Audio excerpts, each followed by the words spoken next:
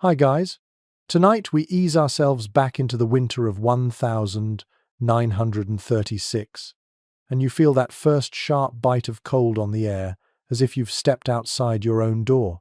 The sky hangs low and heavy, and the color of late autumn clouds tells you exactly what kind of season is coming.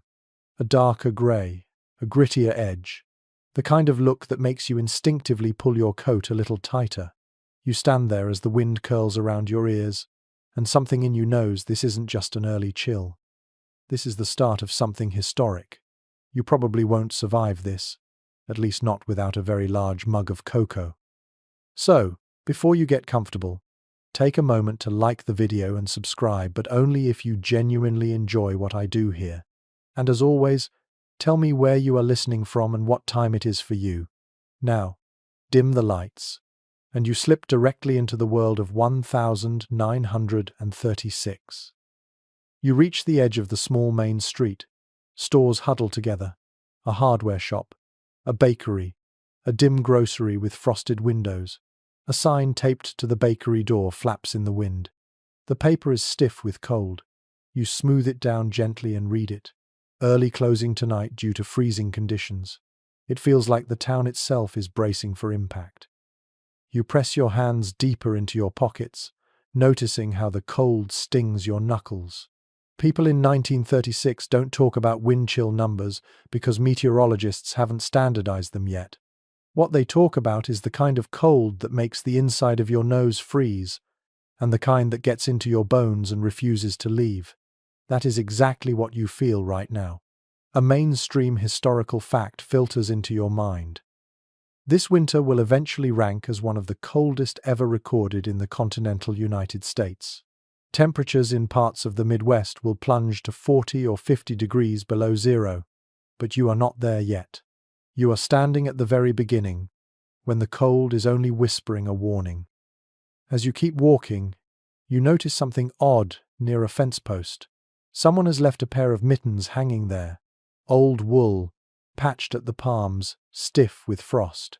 You pick them up gently and realize they are frozen into the shape of their owner's hands. It feels like a tiny time capsule, the kind of quirky detail that people later mention in interviews to show just how bitter it got. You slip the mittens back over the post, sensing that someone will come looking for them.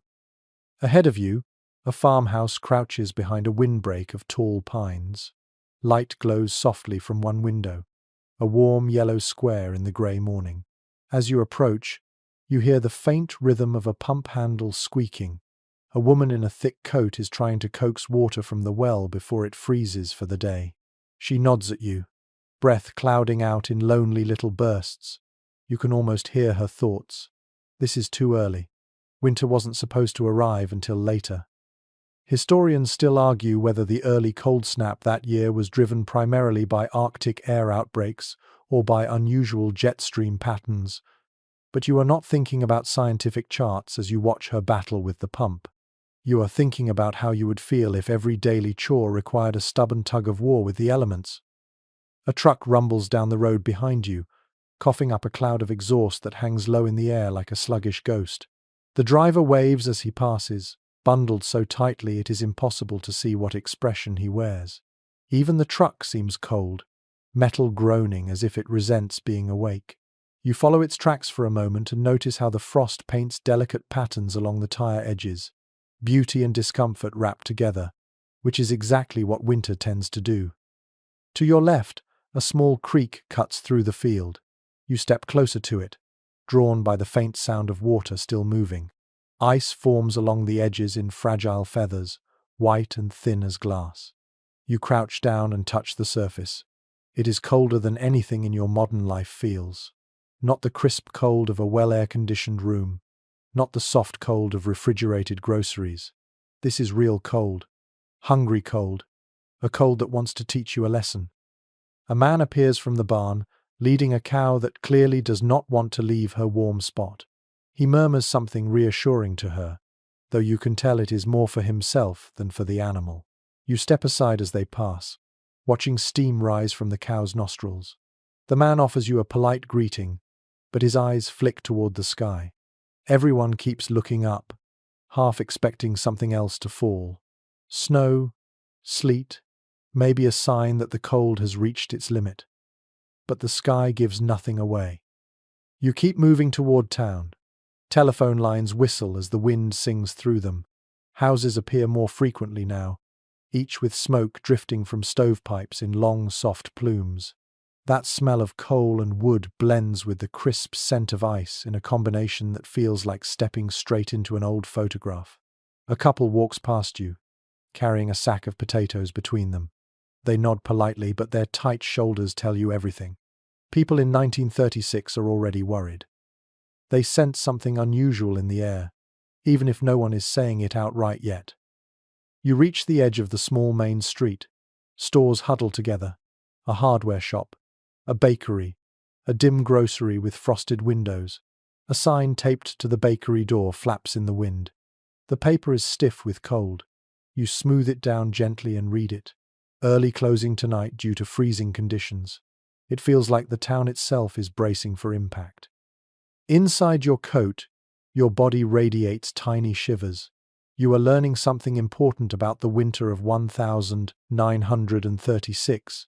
It did not burst forth all at once. It seeped in slowly, testing boundaries, pushing limits, turning ordinary routines into obstacles. And you, still shivering in your boots, are only tasting the first hint of what lies ahead. As you continue through the street, the bell of the local church rings out, echoing through the chill air. One clang, then another, each sound vibrating in the cold like a memory suspended in ice. Somewhere in the distance a dog barks, short and sharp, then retreats into silence. It feels as if the whole town is holding its breath. You finally stop beside a lamppost and exhale. Your breath floats in front of you like a small ghost escaping.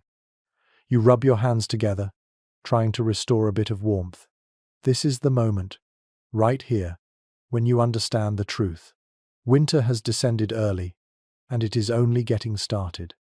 You stand there beside the chilly lamppost, and as the frost sharpens its grip on your fingertips, you drift forward into the wider landscape of the United States in late 1936. The cold that greeted you on that quiet Midwestern road is only a small piece of a much larger picture. You take a deep breath, watching the vapor swirl outward, and then you step into a kind of invisible current that carries you across the country. The nation beneath you shivers like a living thing. No need to pause. You are already trudging along a dirt road just outside a small Midwestern town, sometime in early November. The calendar still says fall, but the air disagrees. You feel the ground stiffen under your boots, each step crunching on a skin of frost that arrived far too soon. Trees lining the road hold the last of their leaves like they are clinging to the memory of warmth. A crow caws overhead, sounding annoyed instead of ominous, as if the weather is inconvenient even for him. You stand there beside the chilly lamppost, and as the frost sharpens its grip on your fingertips, you drift forward into the wider landscape of the United States in late 1936. The cold that greeted you on that quiet Midwestern road is only a small piece of a much larger picture. You take a deep breath, watching the vapor swirl outward, and then you step into a kind of invisible current that carries you across the country. The nation beneath you shivers like a living thing. You stand there beside the chilly lamppost, and as the frost sharpens its grip on your fingertips, you drift forward into the wider landscape of the United States in late 1936. The cold that greeted you on that quiet Midwestern road is only a small piece of a much larger picture. You take a deep breath, watching the vapor swirl outward, and then you step into a kind of invisible current that carries you across the country. The nation beneath you shivers like a living thing. In early December of 1936, states from the Pacific Northwest to the Great Lakes recorded lows that smashed previous cold records, creating a weather pattern that sprawled across nearly the entire country. You step outside the store and walk along a sidewalk that glimmers with a thin film of ice. You slide a little, not enough to fall, but enough to feel that uneasy thrill of balance slipping away. A woman nearby clutches her shopping bag and offers you a sympathetic smile. the kind strangers exchange when the weather becomes everyone's shared adversary. She tugs her scarf higher over her mouth and continues, boots tapping out a brisk rhythm as if marching against the cold. You follow the drifting wind into another town, this one near the Great Lakes. Wind roars across the open water, throwing icy spray into the air. You blink against it, feeling tiny needles prick your cheeks. Along the shoreline, fishermen gather near their boats, though none of them look eager to cast off. One of the men leans a little closer to tell you a peculiar tidbit. He swears the lake froze faster that year than in his grandfather's stories, and that strange shapes appeared beneath the ice. He gestures with rough hands, forming a silhouette he describes as a cross between a log and a sleeping bear. You are not sure whether he is teasing you or simply sharing the kind of tale that cold weather encourages. He laughs softly when he sees your expression, pats you on the back, and heads toward a small shack warmed by an oil lamp. You continue on your slow journey, following invisible threads of sound and scent. Chimneys puff out steady columns of smoke. Dogs howl, long and mournful. Somewhere a church bell rings again, softer this time, as if the cold itself mutes it. You pass clusters of children wearing thick coats and mismatched mittens, each child bundled in whatever scraps of wool their families could find. They stomp through the snow and challenge each other to see whose breath can make the biggest cloud. Their laughter echoes bright against the dull sky, but even their joy carries a faint tremor of tension. You pause near a telephone office, where lines stretch in neat rows across the horizon. They hum faintly in the wind. You touch the nearest pole and feel it vibrate gently. Operators inside work tirelessly, connecting calls about delayed deliveries, closed roads, and families checking on loved ones in nearby towns. One operator rubs her temples and murmurs about how the lines froze overnight. Another wonders aloud whether this winter will be the worst of her lifetime. Historians still debate whether the early stages of the cold wave were worsened by large-scale shifts in the polar front or by a series of unusual atmospheric blockages that rerouted warm air elsewhere. The operators are not discussing any of that. They are too busy keeping the nation stitched together one crackling call at a time. You walk further and arrive at a gas station where a man is trying unsuccessfully to start his truck. The engine sputters like a cranky old man and refuses to turn over. He curses softly under his breath, then laughs in embarrassment when he sees you watching. He tells you that gasoline thickens in weather like this, and that battery fluid freezes more easily than people think. He thumps the hood once more and shrugs with the resignation of someone who has learned that the weather always gets the final say. He says he is going to heat the battery with his wife's hairdryer later. You nod politely, though you are not sure he is joking. He swears the lake froze faster that year than in his grandfather's stories, and that strange shapes appeared beneath the ice. He gestures with rough hands, forming a silhouette he describes as a cross between a log and a sleeping bear. You are not sure whether he is teasing you or simply sharing the kind of tale that cold weather encourages. He laughs softly when he sees your expression, pats you on the back, and heads toward a small shack warmed by an oil lamp. The cold around you hums with quiet intensity. You are just outside the glass, invisible to them, but you can almost feel the warmth of their togetherness. You also notice the thin cracks in the window frame, where cold air snakes in determinedly. Historians still debate whether the early stages of the cold wave were worsened by large-scale shifts in the polar front or by a series of unusual atmospheric blockages that rerouted warm air elsewhere. The operators are not discussing any of that. They are too busy keeping the nation stitched together one crackling call at a time. Historians still debate whether the early stages of the cold wave were worsened by large-scale shifts in the polar front or by a series of unusual atmospheric blockages that rerouted warm air elsewhere. The operators are not discussing any of that. They are too busy keeping the nation stitched together one crackling call at a time. You continue on your slow journey, following invisible threads of sound and scent. Chimneys puff out steady columns of smoke. Dogs howl, long and mournful. Somewhere a church bell rings again, softer this time, as if the cold itself mutes it. You pass clusters of children wearing thick coats and mismatched mittens, each child bundled in whatever scraps of wool their families could find. They stomp through the snow and challenge each other to see whose breath can make the biggest cloud. You cross a county line and feel the shift in the air, colder still. You step onto a wide stretch of farmland, where you see silhouettes of barns with doors slightly open to let out the smell of hay and animals huddled tightly together. A horse pokes its head out and snorts at you, as if evaluating whether you are interesting or just another human fumbling through the cold. You pat its nose gently, and the animal leans forward, steaming breath drifting into your face. A farmhouse window glows warmly, and you wander closer. Inside, a family sits around a wooden table, sipping something steaming from thick mugs. The father reads a paper aloud about record lows in North Dakota. The mother glances toward the stove, checking the small fire that struggles to keep the house habitable. Their children play a board game, hands tucked in sleeves when they forget about the cold. You stand at that lonely crossroads only a moment longer before the wind nudges you onward, guiding you gently toward the farms that sit scattered across the American heartland. As you follow a rutted path between two frozen fields, the landscape widens and the sounds of the town fade behind you.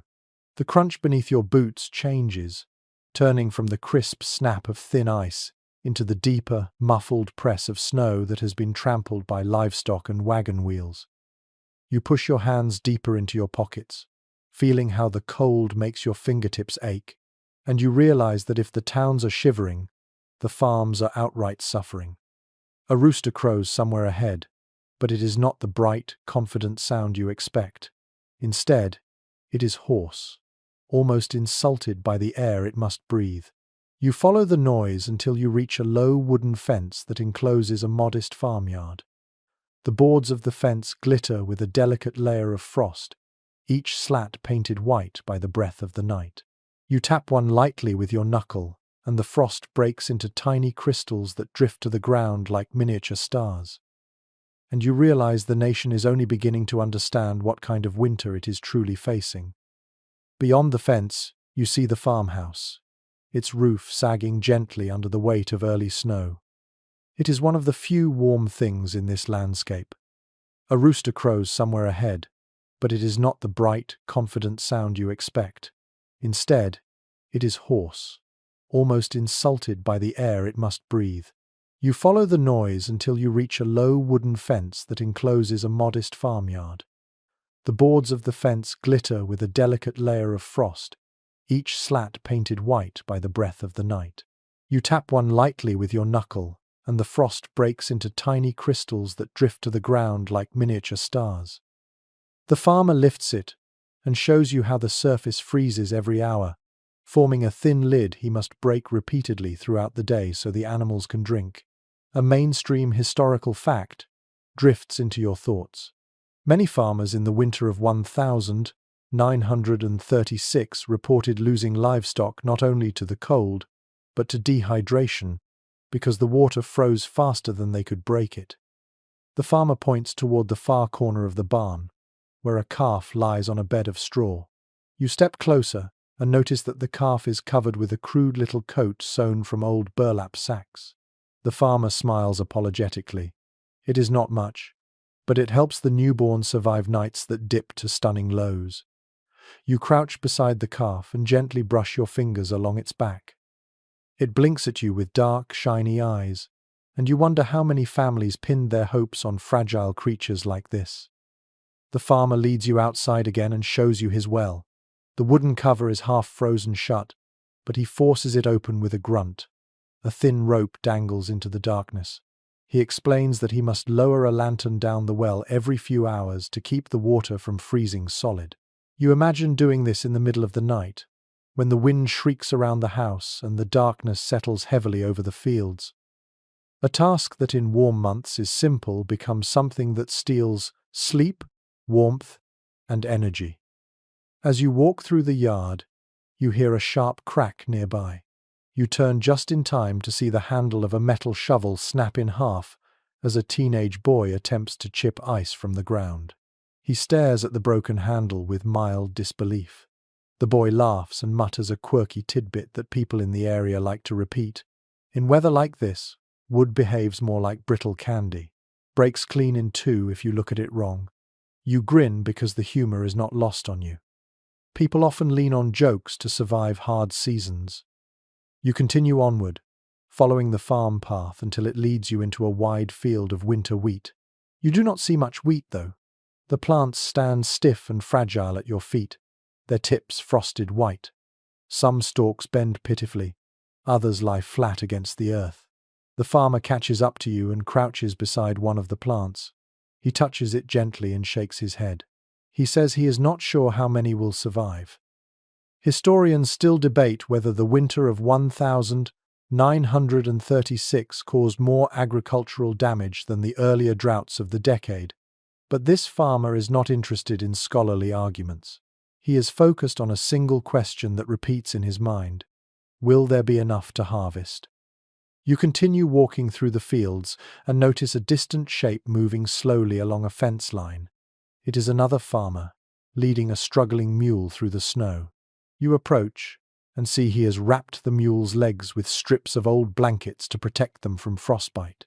He tells you the cold has made the ground so hard that his plough bent out of shape the last time he tried to use it. He holds up the twisted piece of metal to show you. It is warped like soft clay, except it bent in freezing temperatures, not heat. You sense his frustration, but also his resilience. People in 1936 do not have the luxury of quitting. They endure, because they must. As you move toward another outbuilding, you hear the faint ticking of what sounds like cracking wood. You stop and watch a small chicken coop. The sunlight hits the roof just right, and the sudden expansion causes the wood to pop loudly. The chickens inside flutter and squawk, shocked awake. You peek through a gap in the boards and see the birds huddled tightly together. Their feathers puff outward in round, ridiculous shapes, each bird looking like a pompous little snowball. The coop smells of straw and faint ammonia, a reminder of life persisting even in brutal conditions. You leave the coop and follow a trail of prints that lead into a small grove of trees. The branches hang heavy with snow, sagging like tired shoulders. You run your fingers along the bark and feel frostbite at your skin. The woods are utterly silent. Snow muffles every sound, creating a strange, almost sacred quiet. You walk deeper until you find a fallen branch split nearly in half. The crack is clean, revealing pale wood inside. The cold did this too. It has the strength to break what normally bends. It is warped like soft clay, except it bent in freezing temperatures, not heat. You sense his frustration, but also his resilience. People in 1936 do not have the luxury of quitting. They endure, because they must. Inside the house, she invites you to warm yourself near the stove. The interior smells of wood smoke, potatoes, and wool. The warmth feels like a blessing. Children sit near the fire, rubbing their hands and watching the flames dance. A radio murmurs quietly in the corner, offering faint static and the low voice of a weather announcer predicting colder days ahead. No one reacts dramatically. They simply absorb the news and carry on, because that is the only choice they have. You step back outside, feeling the cold bite once again at your cheeks. The sky overhead is pale, washed out by the winter sun. You survey the farm and understand with startling clarity that rural families in 1936 faced not just inconvenience but daily hardship that shaped every routine. Every chore became a battle against freezing temperatures, every hour a test of endurance. And as the wind rushes past your ears, you realize that the cold is still building. The worst has not yet come. You leave the farm behind, following a trail of wagon ruts that slowly merge into the outskirts of a growing town. The wind shifts, bringing with it the smell of coal smoke and something metallic that reminds you of cold streetcar tracks. As you round a corner, the landscape transforms from open fields to tightly packed blocks of brick buildings. City streets in the winter of 1936 feel entirely different from the countryside. Here, the cold does not simply settle on the ground. It ricochets between walls, tunnels through alleyways, and pools in shadowed doorframes. You pull your coat tighter as you step onto a sidewalk polished smooth by 1,000 hurried footsteps. A streetcar rattles past you, sparks popping along the overhead line. Passengers cling to the metal poles inside, their breath fogging the windows in soft white circles. A conductor leans halfway out the door and shouts something about slippery tracks before the car screeches away, leaving the faint scent of scorched metal hanging in the air. You tread carefully, placing each boot with intention. The sidewalk has the treacherous look of something that froze, thawed a little, then froze again in a more sinister form. As you walk deeper into the city, you pass a row of shop fronts, whose windows are fogged from the warmth inside. A bakery releases a thin ribbon of steam each time someone enters. The smell of yeast and cinnamon floats into the street, creating a momentary illusion of comfort. You drift closer, letting the warmth brush your face, but you do not step inside. Instead, you watch a line of people waiting to buy bread, all stomping their feet to keep blood moving. One woman, cheeks pink with cold, explains that deliveries have been late all week because the trucks keep freezing up. Behind her, a man mutters that he has resorted to storing potatoes under his bed because his pantry is too cold. You sense that he is only half joking. Up ahead, a police officer directs traffic with exaggerated motions. His breath bursts out in little clouds as he waves wagons and automobiles through the intersection. Nothing moves quickly. Wheels spin on icy patches, engines complain loudly, and the officer keeps tapping his gloved hand against his thigh to prevent his fingers from stiffening. When you reach him, he gives you a brief nod and tells you something worth knowing. Records from the time show that urban accidents skyrocketed during the early part of the winter. Cars slid into lampposts, wagons tipped on hidden ice ridges, and pedestrians twisted ankles on uneven sidewalks. The officer shakes his head, as if the city itself has turned unruly. You continue on until the buildings grow taller and the soundscape changes. Street vendors shout over the wind. Horses snort as they pull delivery carts. Somewhere, a dog barks at a passing bicycle that struggles to stay upright on the slick pavement. You spot a newspaper boy shouting the morning headlines. He hops from foot to foot, trying to stay warm. You glance at the top paper and read about temperature plunges from Chicago to St. Paul. One article claims the cold could stick around for months. Locals will later remember this particular headline as both prophetic and unsettling. The boy waves a paper at you and says something colourful about how even the pigeons look annoyed this week. You glance up and see a cluster of them perched on a ledge, feathers puffed so wide they resemble small, irritated balloons. One of them tries to fly but thinks better of it. You smile gently at the absurdity. That right there is one of those odd little memories that people pass along for decades. The kind of detail that makes a harsh winter feel both painful and strangely endearing. You turn a corner and find yourself on a commercial avenue lined with shops advertising everything from radios to canned goods. A hardware store owner stands outside with a bucket of sand, scattering it across the icy walkway. He tells you business has been booming because everyone needs extra shovels, extra nails, extra salt, extra everything. He sighs and adds that even his supplier is running behind due to frozen rail switches. You watch the sand bounce across the ground like tiny seeds before settling. He offers you a fleeting grin, then ducks back into the warmth of his store. At the next block, you stop to observe a group of office workers stepping out for their lunch break. They move as a single unit, each one wrapped in a heavy coat, their hats pulled low, their scarves drawn high. Their shoes crunch in perfect rhythm as they cross the street toward a diner with fogged windows. You follow them inside just long enough to feel a blast of heated air. The diner hums with life. Plates clatter, waitresses glide between tables, and steam from hot soup clouds the entire room. People sit close together, sharing news of frozen pipes and broken street lamps.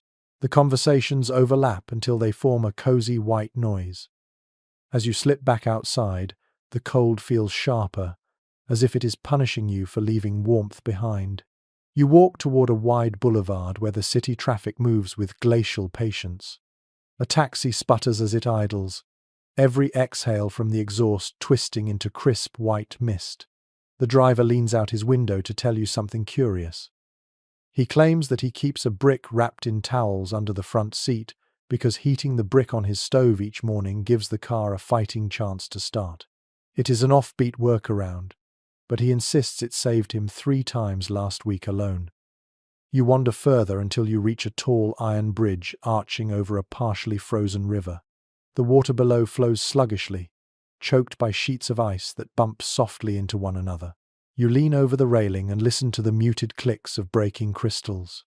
A pair of boys stand at the riverbank skipping stones, though the stones sometimes bounce in odd angles off the frozen patches. One of the boys tells you that last winter they saw a boot frozen upright near the river edge. He does not know whose boot it was, and he does not care. It became a local legend anyway. You keep moving, passing a row of apartment buildings with windows rimmed in frost. Inside one, you glimpse a woman heating water on the stove, steam swirling around her as she drapes towels over her shoulders. In another window, a family gathers around a single electric heater, the glow illuminating their faces in soft amber light. The heater hums faintly, struggling against the cold that presses against the glass from outside. You notice the rhythm of the city shifting. People slow down not because they are relaxed, but because icy patches demand respect. Every step feels like a negotiation. Every corner requires careful footing. The city seems to breathe in short, tense bursts. Even noises sound different. Footsteps are quieter. Voices carry further. Streetcars shriek as if protesting.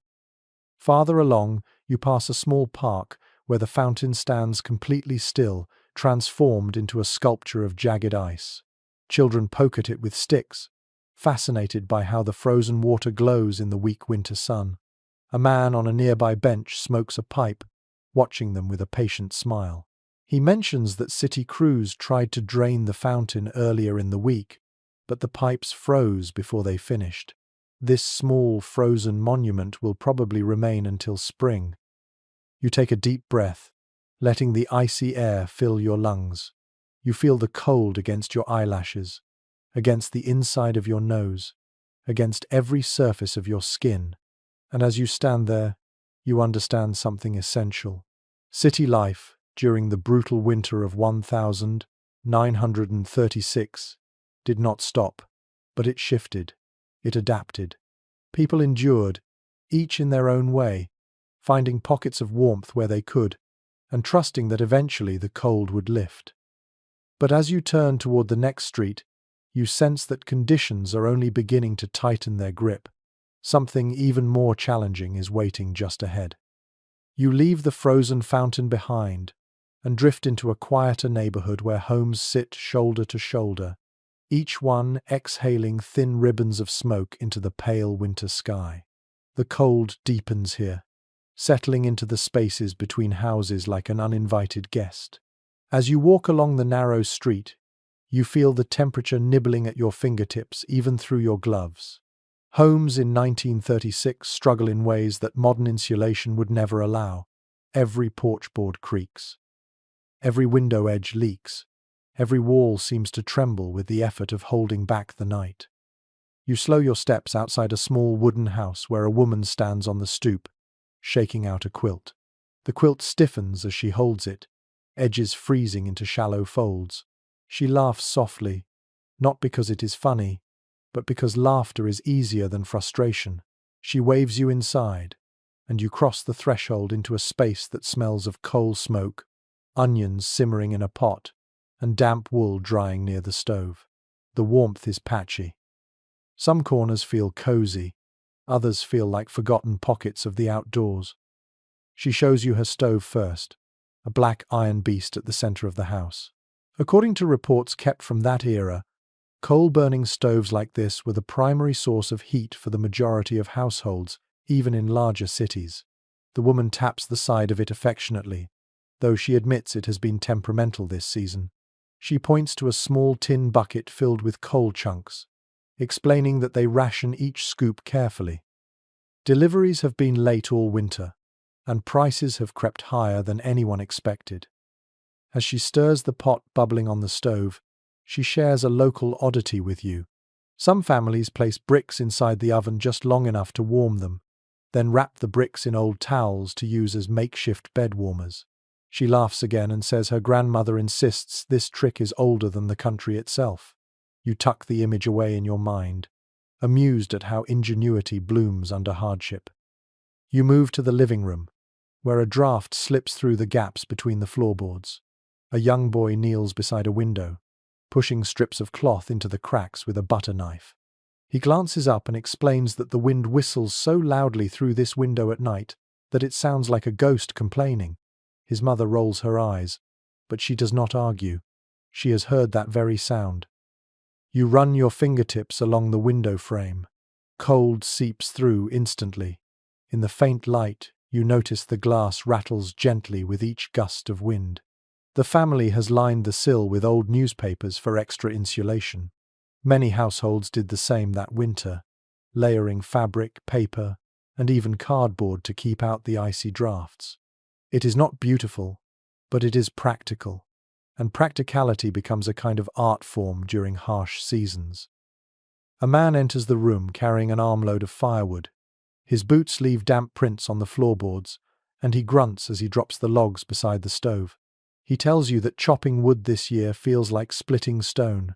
The cold makes every swing heavier, every log harder, every muscle ache longer. There is a lingering disagreement among weather historians about whether the sub-zero temperatures hit rural areas harder than urban ones. But to this man, the distinction does not matter. All he knows is that his hands feel permanently stiff. You stand near the staircase and notice something perched on the lower steps. A small bowl of water sits there, frozen solid. The woman explains that they placed it on the stairs to check how badly the cold creeps down from the attic. Last night it froze faster than she expected. She shakes her head, almost impressed, almost defeated. Upstairs, she guides you into a bedroom with two narrow beds. The blankets are thick but worn, stacked in uneven piles that smell faintly of cedar. She touches one gently and tells you that families often slept in groups during the coldest nights, not for comfort, but for survival. Her children sometimes climb into her bed without asking, pulled by instinct to seek warmth. You picture this scene unfolding across thousands of homes each night, families bunching together like hibernating animals. You step to the window and draw your finger along the inside of the glass. Frost flowers bloom there, delicate white patterns that resemble ferns and feathers.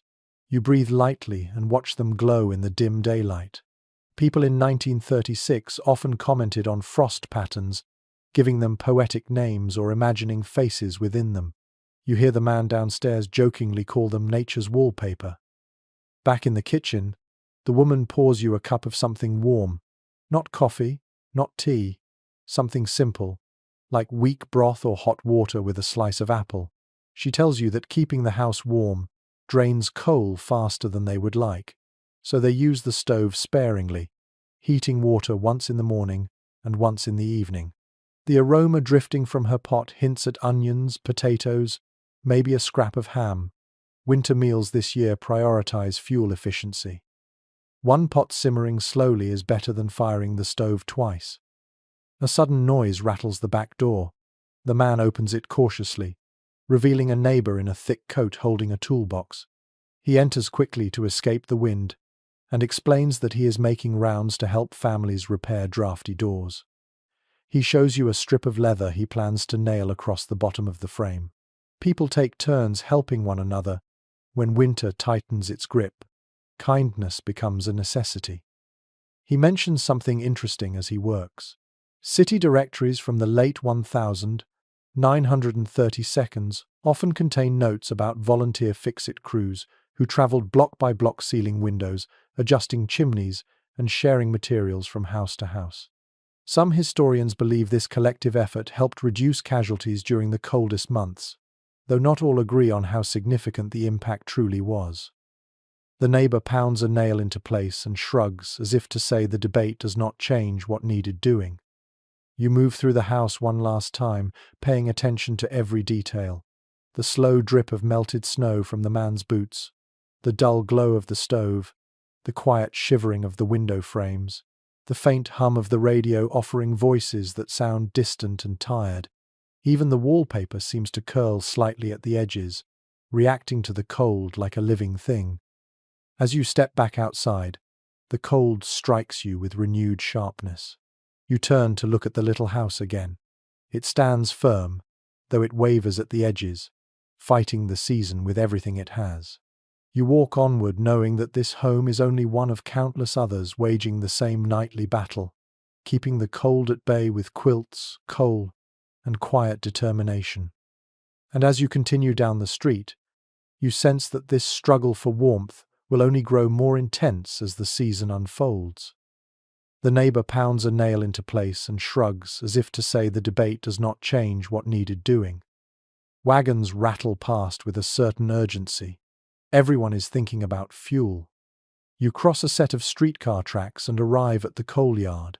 Even before you see the gate, you hear the sound of shovels striking metal and voices rising in short bursts. The coal yard sits behind a high wooden fence, though the fence does not block the sharp smell of soot and dust. You walk closer and see a line forming along the outer wall. The people waiting stand shoulder to shoulder, bundled in mismatched coats, scarves pulled so high you catch only flashes of eyes. Breath puffs out in soft, rhythmic clouds. A man near the front of the line nods in greeting. He gestures for you to join him beneath a crooked lamppost that flickers weakly against the bright cold. He tells you that supplies have been inconsistent this year. According to the kind of public reports printed in local papers at the time, coal deliveries lagged badly during the early winter. Rail lines froze, freight cars stalled, and some mines struggled to operate machinery in frigid temperatures. You look at the line stretching down the block and sense how deeply this reality is felt. As you inch forward with the crowd, you overhear conversations bouncing around you. Someone complains about paying more for half the usual amount. Another claims he heard of a town 10 miles away that received a whole shipment overnight because a rail supervisor owed someone a favor. You smile a little at how rumors become currency whenever supplies grow scarce. A woman behind you adds a curious detail. She claims some people have resorted to burning dried corn cobs and twisted rope coated in paraffin to stretch their heating fuel. She lowers her voice as if she has spoken something mildly scandalous. You tuck the odd image into your mind, imagining the smell of burning rope drifting through cold night air. Up ahead, the coal yard gate opens with a groaning creak. A worker in a thick coat waves the next group forward. You follow them inside, stepping into a landscape of black mounds that glisten with frost. Coal crunches under your boots. Dust hangs in the air, settling on your gloves like dark powder. The worker lifts a shovel and slams it into a mound, scooping heavy chunks into sacks. He works with a kind of mechanical determination, his movements repetitive and exhausted.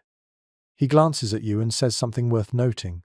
City records from the period indicate that some coal yards implemented ration limits during the worst stretches of cold, allowing households only a certain amount per week. He shrugs as if the policy makes sense, though his eyes suggest a deeper worry. He mentions quietly that he has seen people argue, beg, even attempt to bribe workers when the temperature dropped below zero for days at a time. But today, everyone seems too tired to fight. You watch as the sacks are weighed and tied. People clutch them like lifelines. A young mother hoists hers onto a small sled she drags behind her. She tells you she lost her gloves yesterday, so she wrapped her hands in 2 pairs of socks instead. She laughs lightly, though her laugh has a brittle edge. You help her steady the sled as she heads toward the street. She thanks you and disappears into the slow-moving crowd. You wander deeper into the yard, watching workers shovel endlessly. One of them taps the edge of his shovel and says he has broken 2 already this month. He shows you a crack running along the metal blade, thin but ominous. He says tools behave strangely in this cold, almost like they have minds of their own. You return his smile, sensing that he is trying to keep his spirits up by joking with himself. A foreman emerges from a small office, leaning against the doorframe as he sips from a steaming mug. He nods at you and comments on the state of things. Freight schedules, he explains, have become unpredictable. Some trains arrive hours late, others not at all. There is lively disagreement among weather specialists about whether the extreme cold congested the rail network more through mechanical failures or through the sheer volume of snow covering tracks. The foreman shakes his head. To him, the reason hardly matters. He just hopes the next delivery actually shows up. You leave the yard and follow a road leading toward a row of warehouses. Coal dust floats behind you, settling like fine ink on the fresh snow. As you walk, you pass a pair of teenagers dragging an enormous wooden crate on a sled. They pause to catch their breath. One of them grins proudly and tells you the crate holds scrap lumber they scavenged from an abandoned lot. Their parents plan to chop it into small pieces for the stove. You feel a pang of sympathy and admiration at the same time. The cold forces even the youngest to become resourceful. The snow crunches beneath your feet as you approach a warehouse door left slightly ajar. Inside, men work together to stack sacks of coal onto pallets. They move slowly but efficiently, forming a chain to lift and pass the heavy bundles. Their faces glisten with sweat despite the freezing air. You approach their supervisor, who is scribbling notes into a ledger. He explains that coal demand this winter has surpassed anything he has seen in 2 decades. He taps the ledger with a pencil and mutters that if this continues, they may run out entirely by January. A gust of wind slams the door behind you, sending a flurry of snow swirling into the warehouse. Several workers shiver in unison. One jokes that he has been cold since November and does not expect to thaw until April. His co-workers laugh wearily.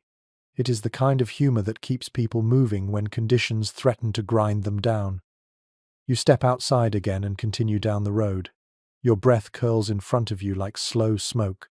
You notice how many chimneys release thinner plumes than you would expect. Homeowners are rationing fuel carefully. Houses must maintain only the bare minimum warmth needed to keep pipes from bursting and fingers from freezing. You peer through a few windows and see families huddled in dens and kitchens. No one heats every room. Entire floors of some houses remain untouched through the coldest stretches. A dog trots past you, its fur dusted with snow. It stops near a man struggling with a wheelbarrow full of coal. You walk over to help him lift the handles. He thanks you between puffs of frosty breath. He says he made 3 trips yesterday and expects to make 3 more today. He taps his chest and laughs weakly, calling it his winter exercise plan. You push the wheelbarrow together until he reaches his front gate. He waves as he disappears inside. You follow another street uphill, and at the top you find an old man sitting beside a barrel fire with several neighbors. They share scraps of wood, tossing them into the flames one by one. The fire crackles warmly. The old man pats the seat beside him, and you sit. He tells you a memory from his youth, when his father kept a secret stash of coal hidden in the cellar for emergencies. He chuckles and says some people still try that trick, though keeping secrets in a neighborhood this cold is nearly impossible. He pokes the fire gently and adds another thought. According to letters preserved from families of the time, the winter of 1936 pushed people into tight circles of cooperation. Neighbors checked in on one another constantly. Some even pooled their fuel in shared stoves during the most severe nights. The old man gazes at the fire as he speaks, his expression soft with memory. Yet he also admits that not everyone chose to share. Some people guarded their coal so fiercely they boarded up their cellar doors. The winter revealed generosity and selfishness in nearly equal measure. As the old man stands to leave, he rests a hand on your shoulder and tells you something simple. Warmth is not just heat, it is company. He adjusts his scarf and disappears into the drifting snow. You rise from the barrel fire and continue walking. The wind whistles sharply. The sky darkens slightly, hinting at more snow to come. You feel the weight of the coal shortages settling in your chest.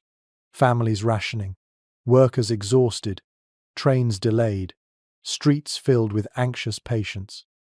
And as you turn the corner, you understand that even with all this effort, the cold will soon demand more from them.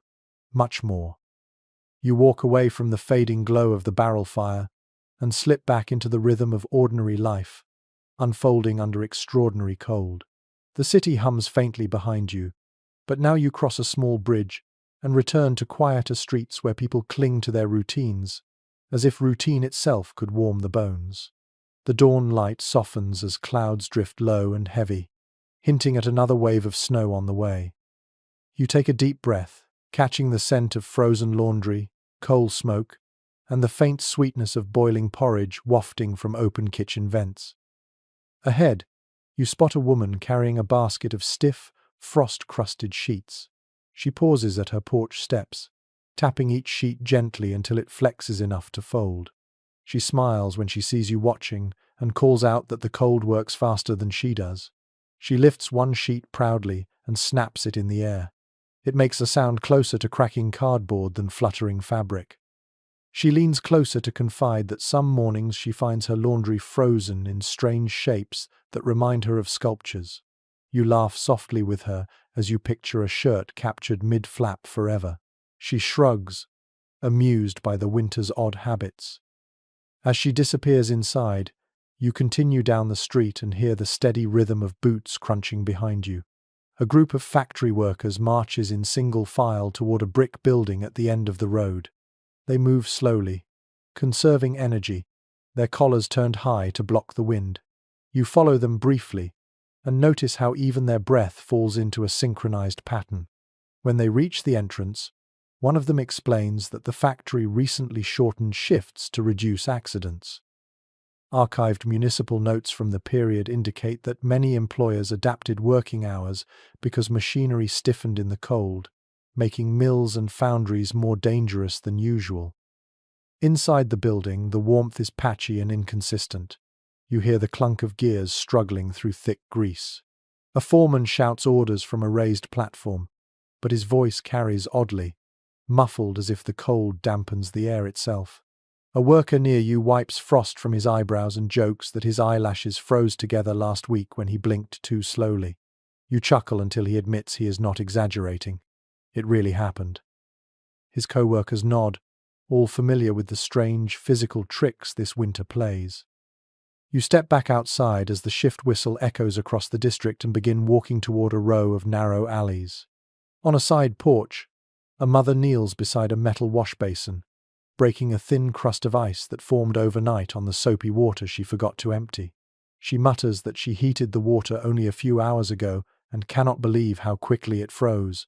She dips her hands inside and shivers as if touching the cold directly for the first time. She offers you a weak smile and says that winter is keeping her humble.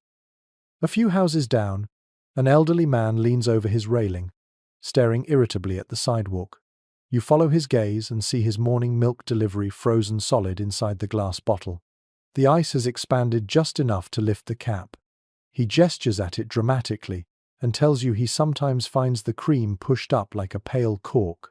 Diaries from the era mention this peculiar detail, often describing it as one of winter's quiet declarations of dominance over daily life. You continue walking and find a young girl dragging a small sled filled with firewood toward her home. She strains against the weight but insists she does not need help. You walk beside her anyway, listening as she explains that her mother told her chores help keep fingers warm. She pauses to rub her hands together and whispers that she is not convinced. You watch her disappear behind a gate with a determined little grunt, the sled scraping lightly against the frozen ground. Farther along, the street curves past a cluster of small stores. A butcher sprinkles sawdust at the entrance of his shop to give customers traction. You step inside briefly, letting the warmth brush against your cheeks. The butcher greets you with a wide grin and tells you that meat stays cold longer than ever this season, so he has been spending less time worrying about spoilage and more time worrying about frostbite. He laughs and adds that he once found his display case fogged on the inside rather than on the outside. You raise an eyebrow. He swears it is true. You buy nothing but thank him for the warmth and step outside again. The wind greets you with a fierce blast that forces you to brace your stance. Snowflakes begin drifting gently from the sky, each one tiny and sharp as if carved from glass. You tilt your head upward and watch the flakes gather on your coat. They linger there instead of melting, perfectly intact. You pass a mail carrier, trudging through drifts nearly to his knees. His satchel bulges with letters and parcels. He tells you he has not felt his feet since sunrise, but he keeps walking because people still expect their mail on time. Postal workers during the winter of 1936 faced some of the harshest conditions on record, according to government notes from that period. Many route times doubled, yet carriers remained stubbornly reliable. The man before you seems to embody that determination. He shrugs and says someone has to deliver the holiday catalogues, even if the pages freeze together. You continue alongside him for a block until he veers off toward his next house. As you walk on alone, you hear faint thuds coming from a backyard. You peek behind a wooden fence and see a man chopping kindling. He swings the hatchet with a sharp, practiced motion, but each log resists him stubbornly. He pauses between strikes, breathing heavily, and tells you the wood has hardened in the cold, making each chop feel like swinging at iron. He wipes his brow and shakes his head. You watch as he cracks a final piece cleanly in two and beams with satisfaction. He jokes that winter is giving him better muscles than summer ever did. A few steps later, you stumble slightly on a patch of ice hidden beneath a dusting of snow. A passing teenager steadies you with a quick hand. He grins and says he saw 3 people fall in the same spot earlier. He claims someone tried to sprinkle flour on the ice to mark it, but the wind stole the flour in seconds. He shakes his head, as though the season has its own mischievous sense of humor. As the afternoon deepens, the sounds around you shift. The clang of pots in kitchens, the muted thump of boots at entryways, the creak of doors swelling in the cold. You wander past houses where curtains glow golden from firelight. You catch glimpses of families huddled in the warmest rooms, wrapped in blankets, sipping steaming broth, knitting by lamplight, mending clothes, stirring pots. Every action feels slower, more careful, more intent on preserving warmth. There is an observable rhythm to life now. Morning chores, midday struggles, evening warmth. Each day revolves around managing the cold. Winter has nudged itself into every corner of daily existence, imposing its own schedule. Yet as you continue, you sense something new settling in the air. Not defeat, not panic, something subtler, like a quiet acceptance. The cold is not going anywhere soon. People can feel it deep in their bones. They move more deliberately. They plan farther ahead. They rely on each other more. And as you turn the next corner, you realize this slow adaptation is only the beginning of a season that will test endurance in ways no one is prepared for. You step out of the neighborhood and follow a narrow road that gradually widens into a long stretch of open boulevard. The sky above you has dimmed to a cold silver, the kind that feels heavy enough to press down on your shoulders. As you walk, the air grows sharper, almost gritty, carrying the faint rattle of metal and the distant groan of engines struggling in the cold. By the time you reach the edge of the boulevard, the truth becomes clear. Travel during the winter of 1936 feels less like movement and more like negotiation. A streetcar clatters toward you, squealing as its wheels hit a patch of ice. It slows, then slows again, then finally crawls to a careful stop. The conductor leans out and shouts an apology to the passengers, though his voice sounds as tired as the machine he operates.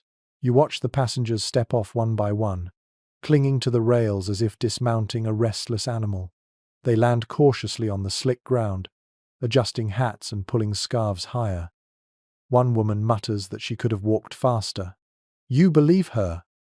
You follow the streetcar as it lurches forward again, each movement accompanied by sparks along the frozen overhead line. A man standing nearby tells you that transit delays have become a daily nuisance. He explains that the cold thickens grease, stiffens brakes, and slows every mechanical reaction. Old municipal transportation reports from the era describe similar problems, noting that streetcars sometimes arrived so late that entire routes had to be rescheduled. The man finishes his explanation by rolling his eyes and adding that even horses move faster these days. Past the streetcar tracks, you step onto a busy road where automobiles idle in long lines. Exhaust builds in little white puffs that drift toward the sky like tired ghosts. Drivers sit hunched inside their cars, rubbing their hands, slapping heater vents, praying for engines to behave. You wander between the vehicles and overhear conversations drifting out of cracked windows. One man boasts that he wrapped his engine in 2 old blankets last night to help it start in the morning. Another complains that his battery froze despite being stored in his kitchen overnight. You smile to yourself, imagining a battery sitting next to the family salt jar, thawing quietly. A thin whistle of wind cuts through the street, and you turn toward a gas station on the corner. The attendant stands with his hands jammed under his armpits for warmth, jumping occasionally to shake the numbness from his legs. He waves you over and points toward an old sedan parked beside the pump. Its hood is open, revealing an engine coated in a thin shell of frost. The attendant explains that gasoline in the winter of 1936 often thickened into a syrupy consistency when temperatures plummeted, making cars sluggish to start. According to surviving technical notes from the era, some stations heated their fuel pumps just to keep gasoline flowing. The attendant taps the metal pump with a gloved hand, sending a dull clang into the air. His expression says he is not convinced the heating coil he installed will do much good today. You leave the gas station and head toward the train depot. The building sits like a squat brick fortress at the end of a long platform lined with icicles the length of broom handles. A crowd gathers inside the station, stamping their feet to shake off the cold. The ticket counter bustles with tired clerks who repeat the same apologies again and again. Delays, frozen switches, slow-moving engines. You approach the window just as a clerk sighs heavily and writes another delay notice on the chalkboard. He catches your glance and shrugs helplessly. He tells you that cold this intense seeps into everything from couplings to brake lines, leaving conductors and maintenance crews scrambling to keep trains moving. You step outside to the platform, where a train sits puffing steam into the air. Passengers gather around it with stiff shoulders and deep breaths.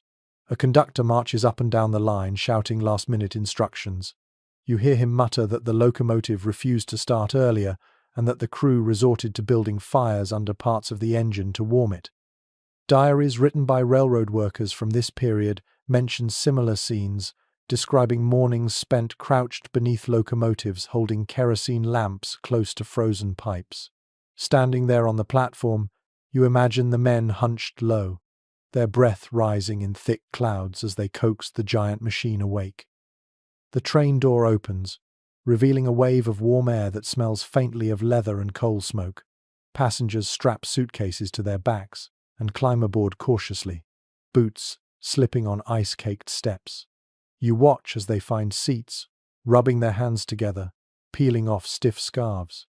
One traveler sits near the window and tells you through the glass that he spent 3 hours stuck on a rail line last week, unable to move because the tracks froze in place. He points at the train car ahead and says the conductor had to use a crowbar to free a frozen brake. He smiles ruefully as if it were all a great adventure. You smile back, though you are not sure you agree. You step away from the platform and continue your journey. A snowstorm begins to drift across the sky, releasing flakes that fall slow and steady. They cling to your coat in perfect six-pointed stars, refusing to melt.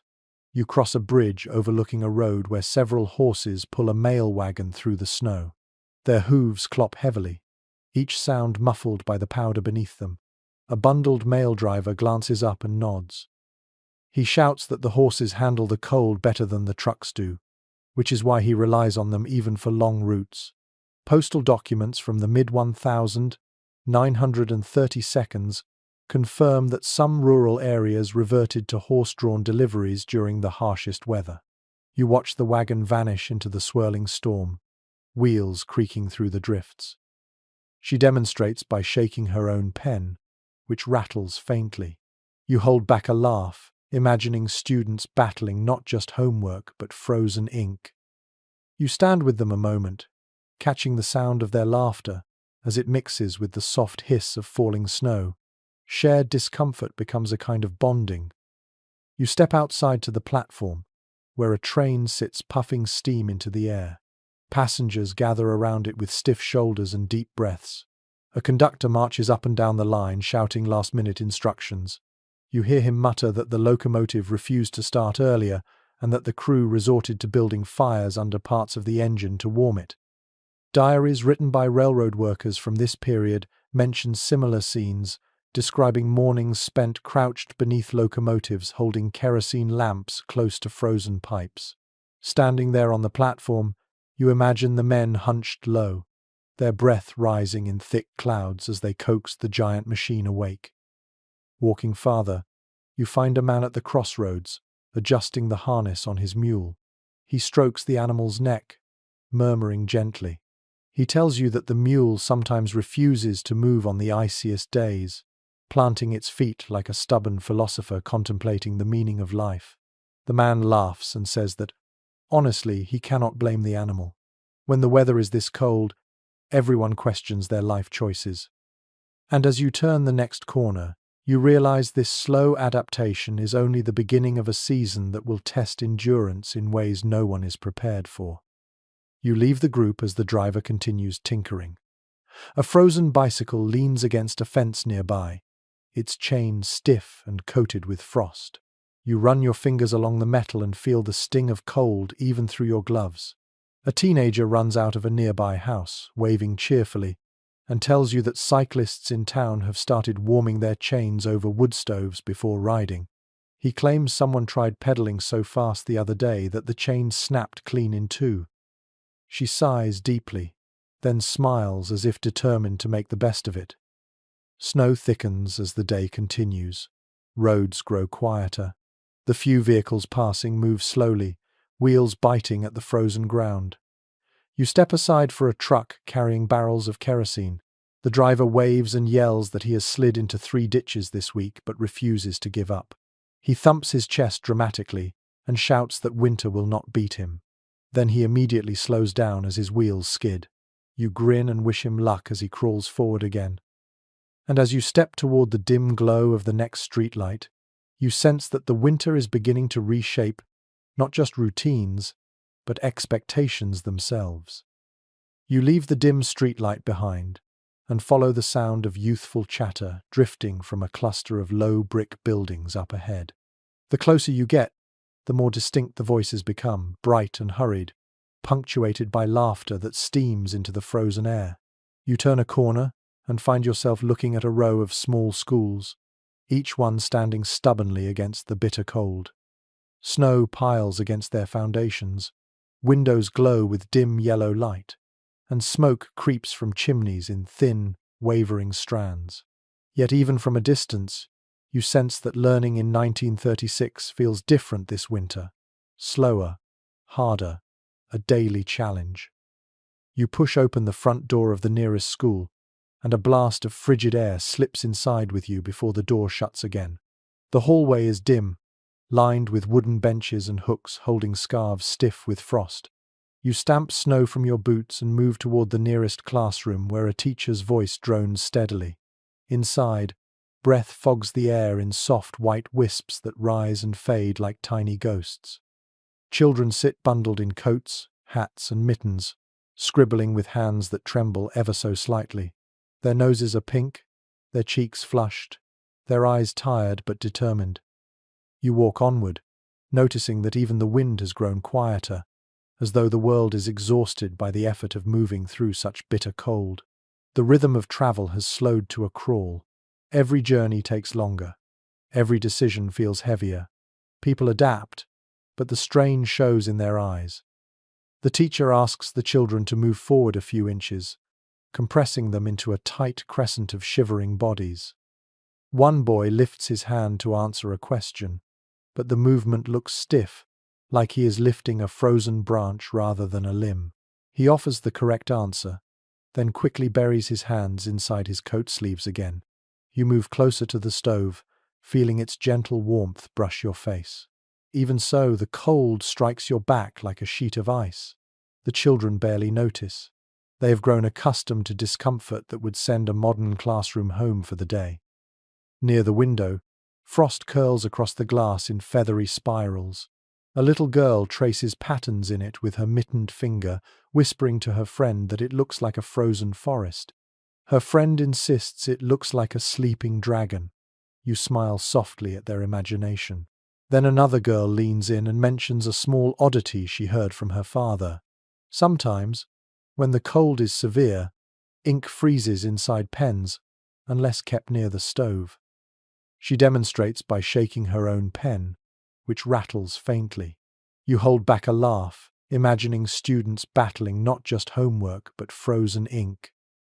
At the back of the room, the teacher writes on the chalkboard, pausing occasionally to breathe into her hands. She tells you that chalk behaves strangely in this weather, becoming brittle to the point of snapping between her fingers.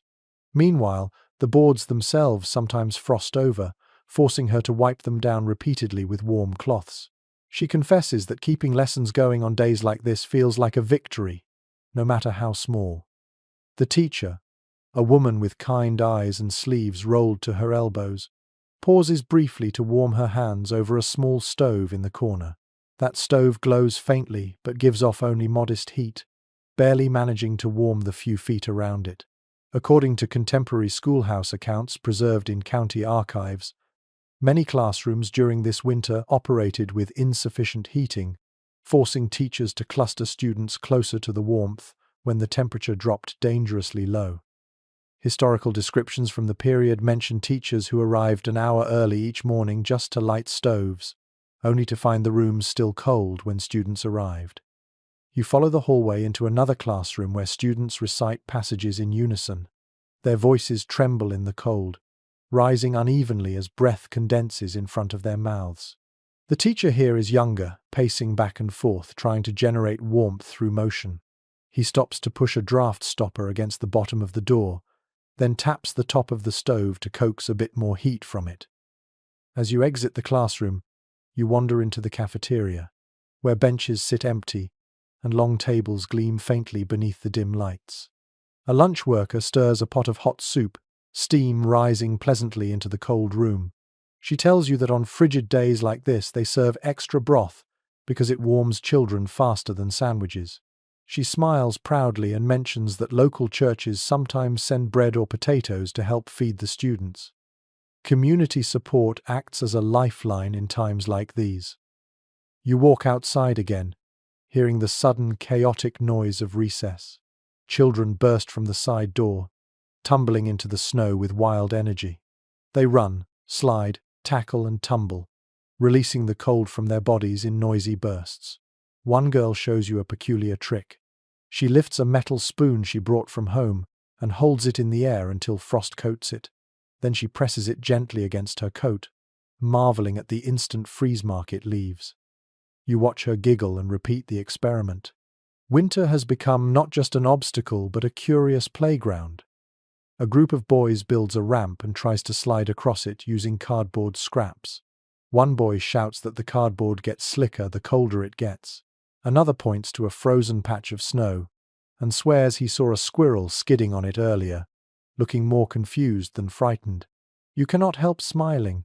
Even in severe weather, play finds a way to survive.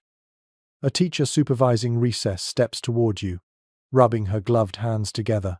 She explains that sometimes classes are cancelled entirely when the cold becomes unbearable, but parents often struggle with childcare on those days, especially when they work long hours.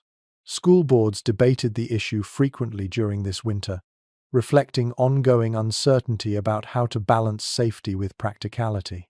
She sighs faintly, watching the children with a mixture of affection and worry. One boy breaks into a coughing fit, holding his scarf tightly over his mouth. The teacher hands him a small tin cup of warm water from a thermos. The boy slurps eagerly and returns to his seat.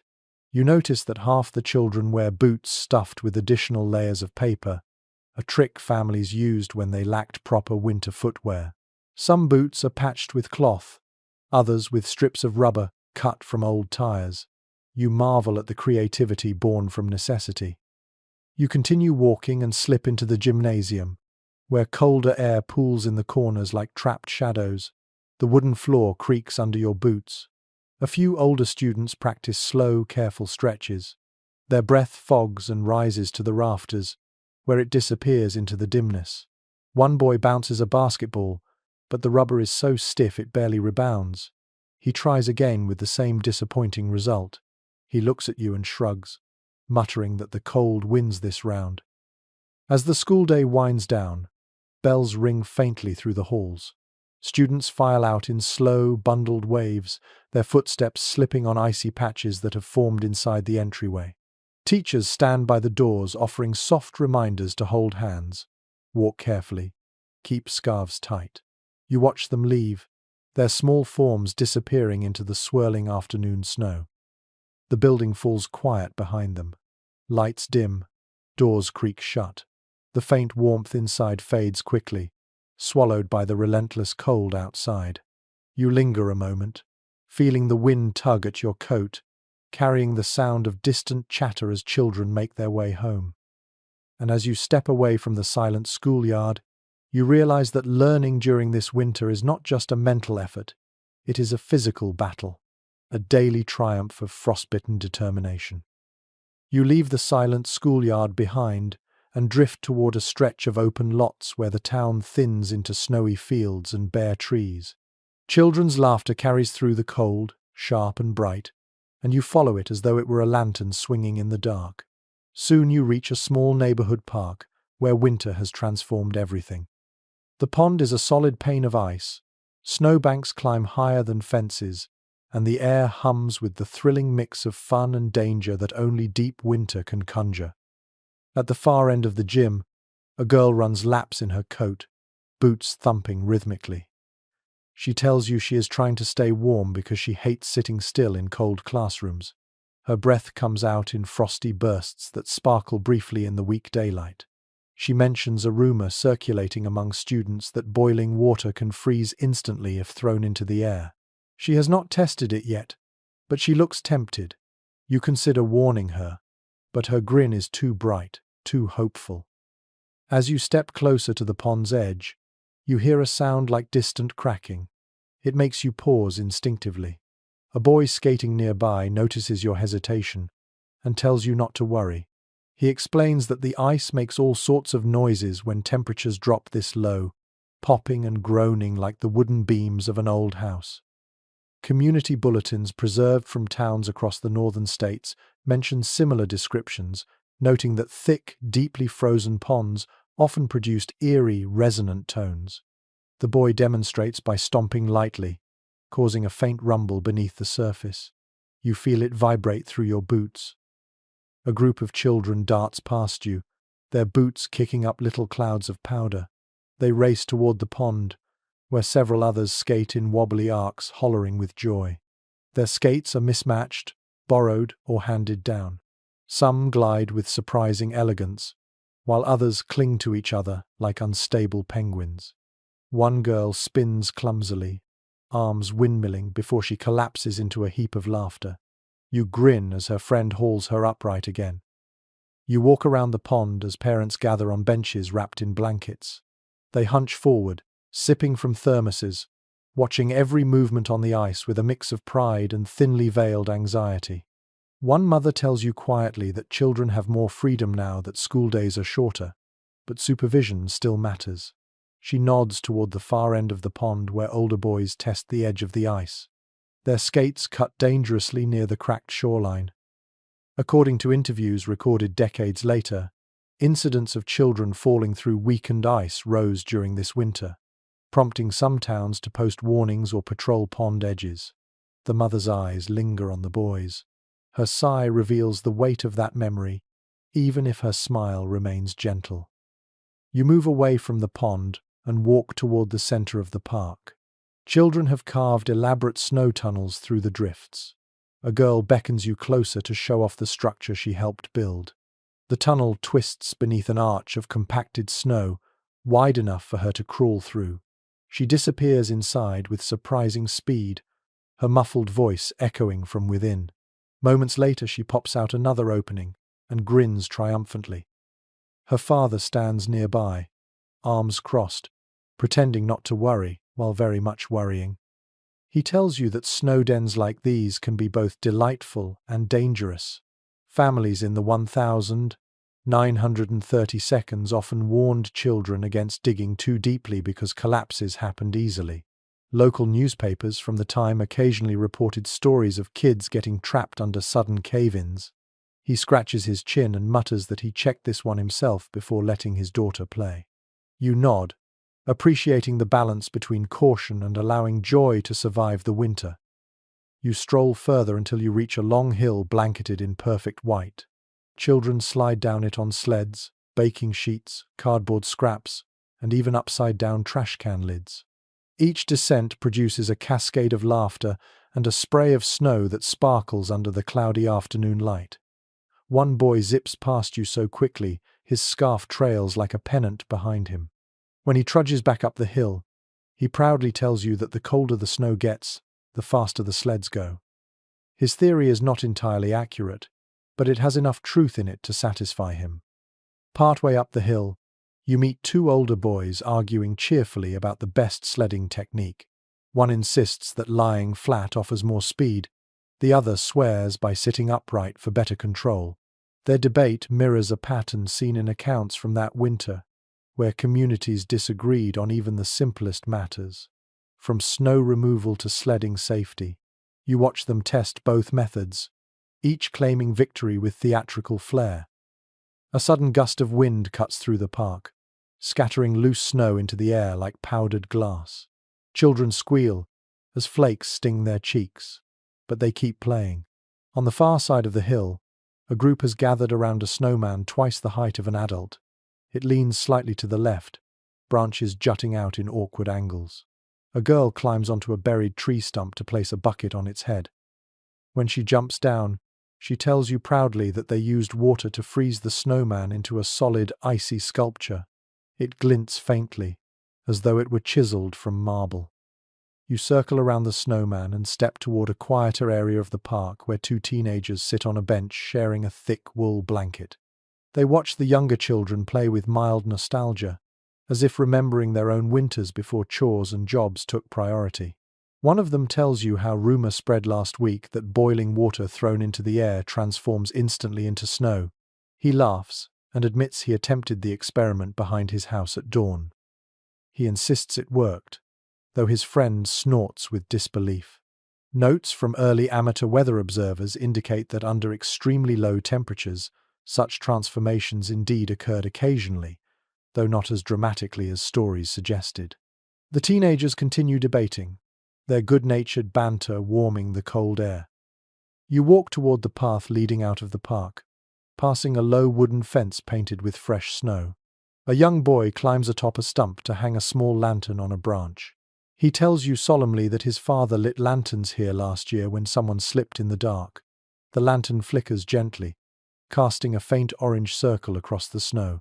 Its warmth feels symbolic rather than practical, a reminder of how families found ways to care for one another despite the season's harsh demands.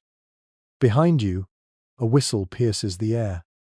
A group of children huddles near the pond's edge, pointing excitedly toward a set of fresh tracks skimming across the ice. They claim it must be from a fox or maybe even something stranger. One girl insists she saw a creature with glowing eyes last night, darting between the trees. You smile, knowing winter invites imagination as easily as frost. Local folklore from regions hit hardest by this cold includes similar tales of mysterious winter animals. People filled the darkness with stories, perhaps to make it feel less threatening. You follow the main path back to the street, listening as the park slowly settles into a quieter rhythm. Parents call their children home. Sleds scrape along sidewalks. The sharp cold grows deeper as the sun slips behind the clouds. As you step away, you realize winter fun in 1936 is a delicate balance between joy and caution. Children carve wonder out of the snow, but the cold watches constantly, waiting for a misstep. The season gives adventure and takes comfort in equal measure. and as twilight folds across the landscape, you sense that the next stretch of winter will demand even more resilience from everyone who lives through it. You step onto a narrow residential street where the day's last light fades into a cool lavender haze. The cold thickens, settling into door frames and creeping along windowsills. Yet something feels different here. The silence is softer, interrupted not by wind or engines but by the low murmur of voices and the occasional clatter of a pot lid. You follow these sounds until you reach a church basement glowing warmly from within. You descend the short steps and slip inside. At once the hush of winter gives way to a bustle of shared effort. The room is full of neighbours hauling blankets, stirring big pots of stew, and sorting piles of donated clothing. Everyone moves with purpose, as if the cold outside has tightened their circle rather than fractured it. The air smells of cabbage, potatoes, damp wool, and the faint sweetness of baking bread. The warmth feels earned, not granted. A woman ladles stew into a row of tin bowls. She tells you that nearly every evening now the basement transforms into a communal kitchen. Local families drop in with whatever they can contribute. According to accounts preserved in city welfare notes, many towns in 1936 relied heavily on informal gathering places like this, long before official relief centers became consistent. She gestures toward a table stacked with jars of pickles and preserves. People share what they grew, what they canned, and what they saved. Across the room, a man kneels beside a pile of donated clothing. He sorts coats with practiced eyes, holding each up to the light before inspecting seams. He explains that many of the garments come from families who own just a little extra and want to help someone with less. He shows you a tiny wool jacket embroidered with initials, a piece someone evidently loved before passing it along. He smooths the fabric gently with the kind of tenderness that feels almost ceremonial. A small group gathers near the stove at the back of the room, warming hands and swapping stories. A man in a cap tells you an odd local episode. He claims a neighbor discovered his boots frozen to the porch so thoroughly that he had to pour warm dishwater around them to break them free. Others laugh knowingly, offering their own tales of objects the winter has claimed. One woman adds that she once left a basket of eggs on her back steps for a moment and returned to find them cracked open, frozen from the inside out. You can tell this basement is a place where hardship transforms into shared humor, if only for a moment. Near the front of the room, a volunteer pins handwritten notices to a corkboard. One paper lists families in need of kerosene. Another organizes shifts to shovel snow for older residents. A third requests extra hands to help patch windows in a boarding house. These notices reflect the kind of improvised cooperation that later historians cite as one of the strengths of communities during the winter of 1936, though interpretations vary on how widespread or coordinated such efforts truly were. What you see before you is simple: people stepping in where help is needed.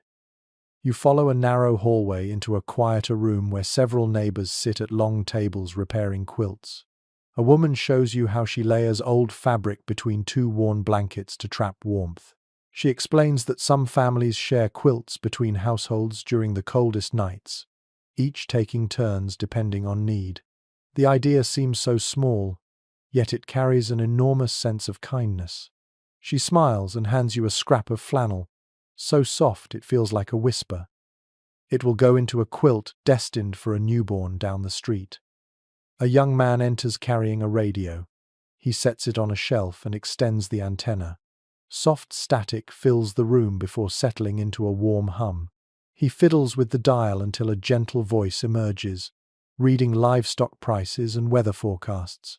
Several people gather, listening closely.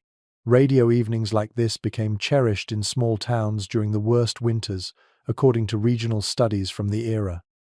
A shared broadcast felt like a rope tying everyone together across frozen miles. A group near the front breaks into applause as the man successfully tunes in a dance program.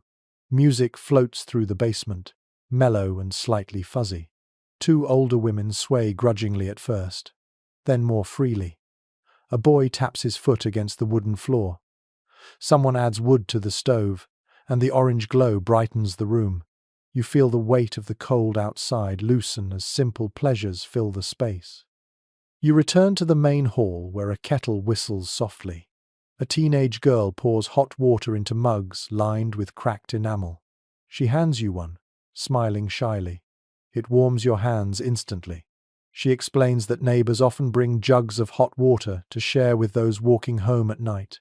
She nods toward a shelf holding empty jars waiting to be refilled later. A small gesture, yet profoundly meaningful. In the corner, a man prays quietly beside a stack of folded blankets. You overhear bits of his whisper. He thanks the winter for reminding people of their need for one another. Whether he truly means it or is simply trying to find peace, you cannot say. But his words linger, blending into the soft hum of conversation around you. Two children run past, chasing each other between tables. Their laughter ripples through the room and brings new energy to everyone nearby. A woman catches one of them by the arm, wipes a smudge of soot from his cheek, and sets him loose again. You notice how easily the community watches over all of its children, not just their own. In tight winters, shared responsibility becomes second nature. Someone behind you lifts a crate filled with small parcels wrapped in brown paper. She explains that families sometimes assemble surprise bundles of dry goods and leave them on doorsteps after dark, never revealing the giver. Local letters from that decade recount many such anonymous gestures, a way of preserving dignity while offering help. She tucks a parcel under her arm and heads toward the exit with quiet determination. Before you follow, you glance around once more. The basement pulses with cooperation. Voices weave together. Soup bubbles quietly. Blankets stack higher. Every person contributes something, even if only warmth and presence. It feels like a shelter built not from stone or lumber, but from shared endurance. You step outside and the cold hits you like a sudden shout. Yet you carry the warmth of that room with you, tucked somewhere deep beneath your coat. Snow falls lightly now, swirling in gentle spirals as though the night has softened. As you walk down the snowy street, you realize communities do not merely withstand harsh winters. They reshape themselves around the cold, binding closer, stepping into the spaces where need flickers. This winter will push them further still. And you sense, as you move toward the darker part of town, that the next refuge waiting for you glows not from soup pots or lanterns, but from a small wooden box humming with electricity and stories. Near the front of the room, a volunteer pins handwritten notices to a corkboard. One paper lists families in need of kerosene. Another organizes shifts to shovel snow for older residents. A third requests extra hands to help patch windows in a boarding house. These notices reflect the kind of improvised cooperation that later historians cite as one of the strengths of communities during the winter of 1936, though interpretations vary on how widespread or coordinated such efforts truly were. You walk onward through the drifting snow, following a faint hum that grows clearer with every step. It slips between the houses like a low whisper, the kind that pulses in steady waves. Before long, you round a corner and reach a small house with glowing windows. The door is slightly ajar, just enough for a thread of warm air and soft static to escape. A family gathers around it like worshippers encircling a tiny electric altar. Some sit on the rug, others lean on the sofa, and two small children sprawl on their stomachs with chins propped in their hands. The radio glows faintly, casting a warm amber light across their faces. A deep voice fills the room, announcing weather forecasts, crop failures, and overnight temperatures expected to reach astonishing lows. According to widely circulated reports from that era, radios became a crucial lifeline for families in 1936, offering news that traveled faster than any letter or newspaper could manage. You slip quietly into a corner and listen. The announcer speaks slowly, perhaps to counter the cold static that distorts his vowels. His tone is calm, steady, reassuring even when he lists temperatures far below anything most families have experienced. The mother in the room presses her hand against her mouth, but she keeps listening. Everyone does. The cold outside might freeze water and fuel and breath, but words, when sent through warm wires and humming circuits, seem immune to it. A boy nearby whispers to you that his father built a wooden shelf for the radio last year because he wanted it lifted above the drafts on the floor. You examine the shelf more closely. It is handmade, varnish slightly uneven, corners gently rounded. A touch of pride lingers on the boy's face as he explains that their radio never spends a single night unplugged during winter because warming the tubes each morning takes too long. He taps the cabinet lightly, almost affectionately, before settling back into listening. You step inside and discover a living room centered not around the stove or the supper table, but around a wooden cabinet radio perched proudly on its stand. A woman in the doorway tells you that on certain nights, whole neighborhoods coordinate listening schedules. Someone passes along word that a good play or comedy program will air, and soon households all down the street tune in together. Later, when they cross paths outside, they discuss the jokes or songs as though they all sat in the same living room. She smiles and adds that laughter carries farther through frozen air, a detail she insists is true. You find yourself believing her. The broadcast shifts to music. A slow violin piece drifts into the room, warm and melancholy. The father closes his eyes and leans back in his chair, letting the sound wash over him. Many families in the 1,930 seconds described music on the radio as a kind of emotional insulation. It filled the long nights, softened the bite of the cold, and gave people a sense of connection to faraway voices. You feel that warmth yourself, sinking into the steady rhythm of the melody. Heads bow slightly.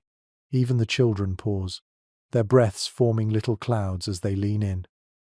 According to widely accepted accounts from that time, families often described these radio speeches as events, not just broadcasts. They offered the sense of being personally spoken to, of being guided through crises by a steady hand. You watch the father nod along, his jaw tightening slightly, as though bracing himself for the weeks ahead. The cold outside seems to fade for a moment, replaced by the warmth of collective listening. When the speech ends, the announcer transitions into a light-hearted segment of jokes and short stories. The room brightens immediately. A little girl tugs your sleeve excitedly and whispers that she loves the silly program where a man pretends to talk to a stubborn mule. She shivers, but her eyes gleam with delight.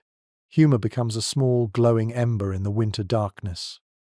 The broadcast shifts again, this time to a segment featuring domestic advice. A calm voice explains tricks for preventing frost inside windows, such as rubbing the glass with a mixture of alcohol and water. A few listeners chuckle quietly. Someone mutters that the voice sounds too confident for someone who probably never faced a February storm in the upper Midwest. You smile, knowing well that winter has a talent for humbling even the confident. As the program continues, the radio crackles faintly. A teenager in the room tells you that sometimes static grows so loud during storms that families take it as a sign of approaching weather.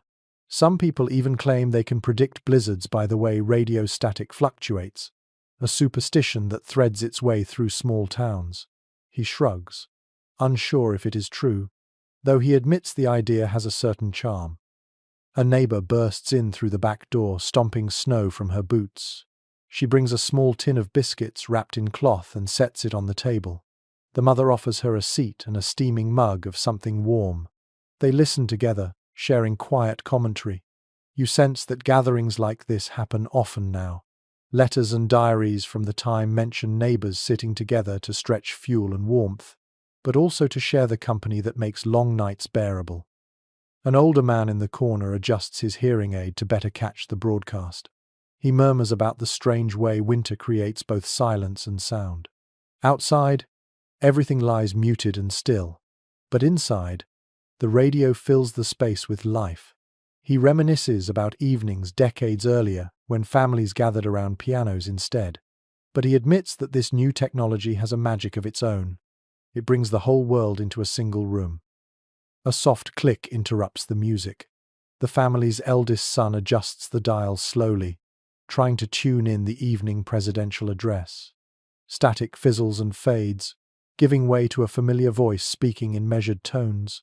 The President of the United States addresses the nation, his cadence carefully crafted to soothe anxieties during a difficult decade. He speaks of resilience, of facing challenges with unity, of weathering hardship as one people. You observe the room fall still. Eventually, the announcer signs off for a moment of station identification. The sound dips. Static rises. The glow dims and thrives again as the tubes hum back to life. The father adjusts the volume gently, as if handling something fragile. The children lean against his legs. The room radiates the kind of warmth that does not come from fuel or fire but from presence. Outside, the wind moans softly against the siding. Snow drifts across the window. Yet the house feels safe, steady, sheltered by the hum of familiar voices and music. You step toward the door, pausing for one last glance. The family remains clustered around the radio, wrapped, comforted. That wooden box, with its crackling static and glowing dial, has become the thread connecting them to the world beyond their frosted windows. And as you step into the cold night once more, you understand that in this brutal winter, companionship does not always require touch. Sometimes it arrives as a voice drifting gently through a speaker, reminding people they are not alone in the dark.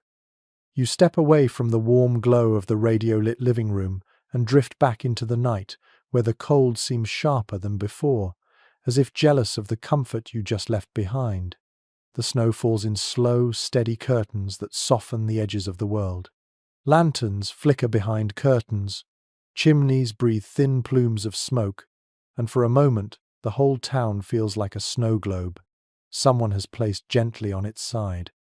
You follow the faint sound of bells in the distance, and soon you realize why the air carries a different rhythm tonight.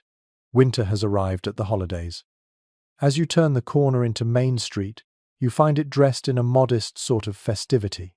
Strings of evergreen swag hang from lampposts, though the greenery has long since stiffened into icy garlands. A few storefronts display hand-painted signs wishing passers-by a warm Christmas. A small gathering stands beneath a glowing window, listening to a choir rehearse inside the church. Their breath rises in fragile plumes as the voices swell in soft harmonies. As you listen, you notice the way the radio's glow reflects in everyone's eyes. It is more than a device. It is a hearth made of wires and warm tubes, a gathering point, a companion, a teacher, a comfort.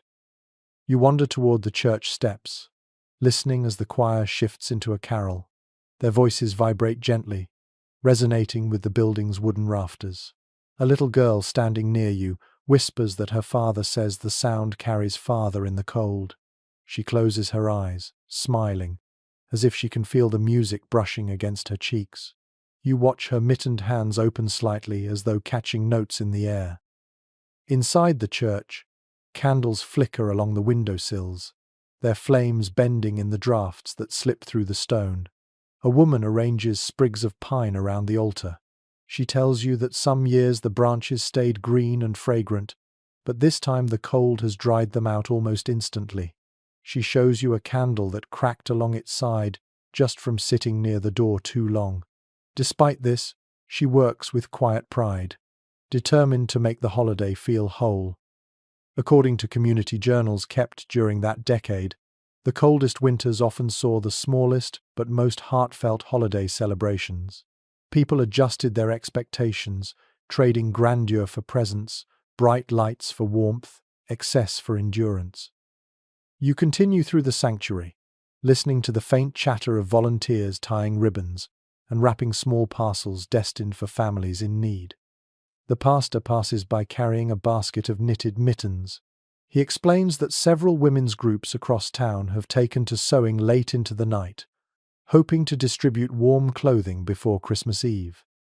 Witness accounts from the period often highlight these handmade gifts as cherished treasures, especially during winters when warmth felt almost like a luxury. The pastor pauses beside you, nodding in gratitude for any hands willing to help. Outside again, you follow the street to the town square, where a simple evergreen stands decorated with strings of popcorn, paper chains, and a few carefully saved glass ornaments. Snow clings to the branches, giving the tree a soft halo. Children circle its base, kicking snow into little clouds. One boy proudly tells you that his class helped decorate it using scraps of ribbon donated by a seamstress. He lifts a string of popcorn and brags that he threaded nearly the entire strand himself. Her stubborn warmth stands in direct contrast to the icy wind pressing against the church doors. You praise him, and he beams before chasing after his friends. Inside, she whispers, is a loaf of sweet bread, though she will not say whose recipe it is. She smiles with the soft mischief of someone who enjoys seeing joy spread in small, quiet ways. You walk alongside the wagon for a while. Snowflakes land on your coat and stay there, sharp-edged and intricate. The wagon stops at a modest house with candle-lit windows. A small crowd gathers outside, singing carols in voices trembling with cold. A woman emerges from the house, wrapped in a shawl, her face creased but bright with gratitude. She joins the singing, her voice thin but steady. Several observers recall that caroling continued even during the harshest winters of the 1,930 seconds, though the groups were smaller and the songs chosen for comfort rather than celebration. You move on as the singing fades behind you, replaced by the low clatter of dishes and the smell of something sweet warming on a stove. You follow the scent until you reach another home where families have gathered for an early holiday supper. Through the window you glimpse a table set with mismatched plates, candles tucked into jars, children giggling at each other's red noses. A mother pauses to adjust a shawl around her grandmother's shoulders, insisting that she sit closer to the stove. The food on the table is simple: roasted vegetables, a small ham, a few tins of preserves, yet a festive hush settles over them like a soft blanket. The grandmother notices you through the window and beckons you inside. You oblige, stepping into the warmth. The room glows with golden light. The scent of cinnamon lingers warmly in the corners. The family welcomes you with casual generosity, explaining that holiday meals are less about abundance this year and more about being together. A father mentions an unusual historical footnote. Some counties reported shortages of certain baking ingredients during the coldest weeks because transport slowed to a crawl. He gestures to the modest dessert on the table and chuckles. They improvised with what they had. You walk alongside the wagon for a while. Snowflakes land on your coat and stay there, sharp-edged and intricate. The wagon stops at a modest house with candle-lit windows. A small crowd gathers outside, singing carols in voices trembling with cold. A woman emerges from the house, wrapped in a shawl, her face creased but bright with gratitude. She joins the singing, her voice thin but steady. One of the children scoots closer to tell you a funny memory. He claims his uncle tried to decorate cookies on the porch last night, only for the icing to freeze mid-drip, turning each cookie into a tiny edible stalactite. He reenacts the scene with such dramatic flair that the entire family laughs. Their laughter fills the room with warmth, the kind that feels immune to any cold. A father mentions an unusual historical footnote. Some counties reported shortages of certain baking ingredients during the coldest weeks because transport slowed to a crawl. He gestures to the modest dessert on the table and chuckles. They improvised with what they had. The grandmother notices you through the window and beckons you inside. You oblige, stepping into the warmth. The room glows with golden light. The scent of cinnamon lingers warmly in the corners. The family welcomes you with casual generosity, explaining that holiday meals are less about abundance this year and more about being together. Eventually, you find yourself standing in front of a frozen fountain, where a handful of people gather with mugs cupped in their hands. They sip warm cider and exchange stories about past winters. One man recalls a year when his grandfather insisted on chopping down the freshest tree, only to find it frozen solid into the ground.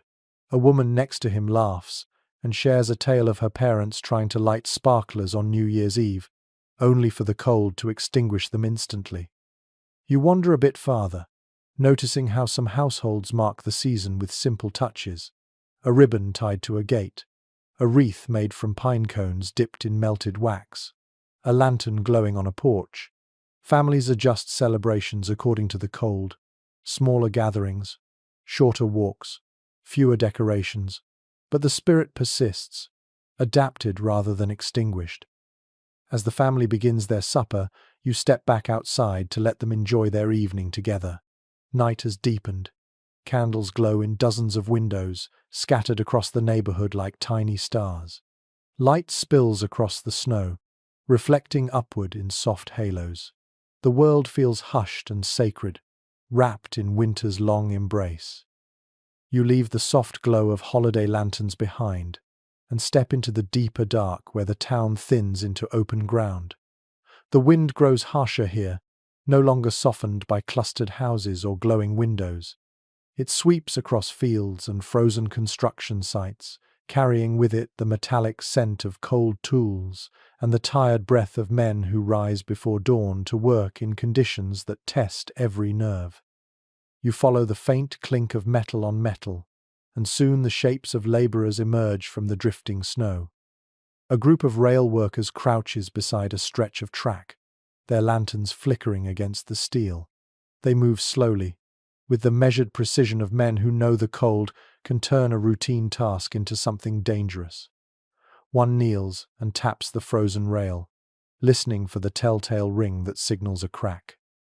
And as you step away from the fountain, you sense that winter's challenges are about to intensify even further, reaching deep into the daily labor that keeps life moving despite the freeze. You watch them work for a moment. Their breath rises steadily, drifting into the night like thin white banners. One man steps back to warm his hands over a lantern, shaking them vigorously. He tells you he used to think frostbite was something that happened to mountain climbers, not people who simply woke up and went to work. His voice cracks slightly, though he manages a crooked smile. According to operational notes kept by several railroad companies during this era, cold snaps like the winter of 1936 caused rails to fracture unexpectedly, forcing crews to inspect them almost daily. The worker beside you clenches his jaw as he lifts a crowbar, muttering that the metal fights him harder than it should. Workers stack wooden planks by a portable stove, trying to warm them enough to keep tools from snapping. You pick up a hammer and feel the weight of frost still clinging to its handle. A carpenter nearby tells you he broke 2 handles yesterday before noon. Tough jobs become nearly impossible when the cold hardens everything into uncooperative stone. A few blocks away, you reach a warehouse where laborers unload heavy sacks from a truck. Their coats are dusted with frost, and their movements stiffen each time the wind lashes across their backs. One man shifts a burlap sack onto his shoulder and tells you, between breaths, that winter has doubled the weight of everything. Not literally, of course, but the cold drains energy so thoroughly it might as well be true. He chuckles softly, but the laugh dissolves into a cough. He pulls his scarf tighter and trudges inside. Outside the warehouse, a line of men waits for temporary work assignments. They hover close together, stomping the snow in an attempt to keep blood flowing through their feet. A volunteer posts a handwritten list on a wooden board, calling out names. 3 men cheer when they hear they have been chosen for half-day shifts repairing a frozen pipeline. Another shoulders slump when his name is absent. You watch him press his hands deeper into his pockets. This winter blurs the line between endurance and exhaustion. You hear the steady clang of a shovel and follow the sound to a downtown intersection where a small crew attempts to clear snowbanks that have fused into solid walls. The men swing their shovels like picks, chipping away at the icy buildup. One pauses to explain that temperatures so low sometimes fuse snow into layers as solid as concrete. City maintenance logs from that year describe workers using chisels, axes, and even heated crowbars to carve pathways through the streets. The man beside you points toward a patch of ice so thick it glows blue. He claims he could dance a jig on it without leaving a mark. You step aside as a team of linemen moves past, heading toward a downed telephone line. They carry coils of wire that whip lightly in the wind. Their boots crunch heavily on the brittle snow. One of them, a younger man with frost clinging to his eyelashes, tells you that telephone wires hum differently in this cold. Sometimes the vibration changes pitch, and they learn to tell from sound alone when a line is stressed. Academic notes on telecommunications from this era mention similar observations, though not all researchers agree on how accurate those early interpretations were. The lineman grins and shrugs, saying the ears of workers are often sharper than official reports. At the edge of town, you find a farm road where another kind of labor unfolds. A group of field hands wades through thigh-deep snow, carrying buckets of feed toward a barn. Their faces redden instantly in the cold. One man lifts his bucket and jokes that even the cows look irritated this winter. You step into the barn with them, feeling a rush of warm, earthy air wash over you. The animals huddle together, breath rising in thick clouds. A woman shovels hay toward them, moving with steady resolve. She tells you that the cold makes animals restless and people exhausted, but chores cannot wait. Not one of them. Not ever. Outside again, the wind carries the sharp clang of metal striking ice. You follow the sound to a small road crew breaking up a frozen culvert. The foreman waves toward the sky and tells you that the ice formed so quickly it trapped runoff before they had a chance to clear it. He shows you a chunk of ice the size of a suitcase, coated in pebbles. You run your glove over its surface, feeling grit embedded in frozen transparency. He snorts and says nature has done half the engineering this winter, though not in a helpful way. You move on, weaving through the streets until you reach a service garage where auto mechanics huddle around an engine suspended from a chain. The motor hangs like a frosty metal heart, steam rising from the bucket of hot water they splash over it. One mechanic tells you they have revived this particular truck 3 times today. He gestures toward a wall where wrenches hang stiff as icicles. Another mechanic taps his wrench on the ground and jokes that if it gets any colder, the tools will start shattering. You sense he is only half joking. In a quieter part of town, you encounter a pair of municipal workers inspecting a street lamp. One climbs a ladder slowly, each rung coated with frost. The other steadies it, muttering that the lamps flicker when the wires tighten from cold contraction. They work methodically, careful not to snap anything brittle. You watch them struggle against the simplest tasks made complicated by frozen metal. The man on the ladder wipes frost from his mustache and gamely insists he has seen worse winters. His partner scoffs and says this one will be remembered long after both of them are gone. As you continue walking, you come upon a group of men warming their hands over a barrel fire behind a factory. Their silhouettes flicker in the orange light, each breath curling into the air like smoke. One of them, older with deep lines etched across his cheeks, shares an unusual anecdote. He claims that the gears inside one of the factory machines froze so tightly last week that the entire crew had to take turns breathing warm air onto the joints. They worked until their lips went numb. You laugh softly, unsure whether the story is exaggerated. He grins and says truth is often stranger than fiction during a winter like this. You follow the men back toward the factory where the shift whistle pierces the night. Workers flood through the gates, their motions slow, shoulders hunched. Some clutch lunch pails, others carry tools wrapped in rags to keep them from snapping. The cold turns even the simple act of walking home into an endurance test. You drift alongside them for a while, hearing snippets of conversation. Stories of frozen pipes at home, of mornings spent warming tools on stovetops, of mittens patched over and over because new ones are too costly. The men joke and grumble in equal measure, bound together by the shared strain of laboring against the cold. And as you watch them disappear into the snowy dark, you feel the weight of a simple truth. Work does not pause for winter. It adapts, it grinds, it endures. The season will demand even more from bodies already tired, and the cold will seep deeper still into every routine and every breath.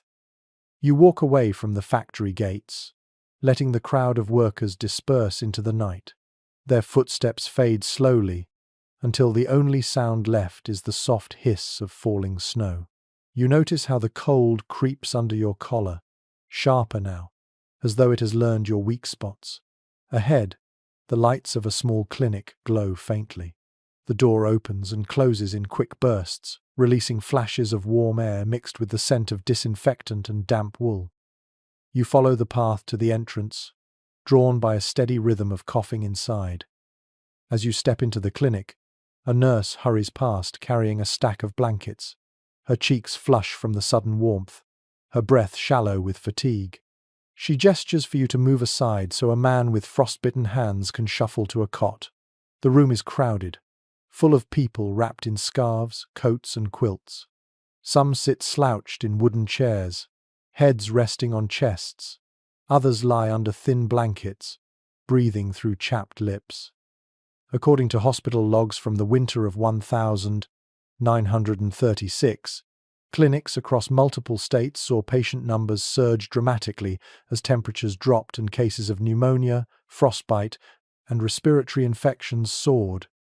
A doctor approaches with a clipboard, pushing his cracked spectacles up the bridge of his nose. His voice is low and rasped from hours of speaking. He looks at you briefly before turning to the man on the cot. The patient holds out his hands, fingers swollen and discolored. The doctor unwraps cloth strips from around them and mutters gently, a mixture of sympathy and routine.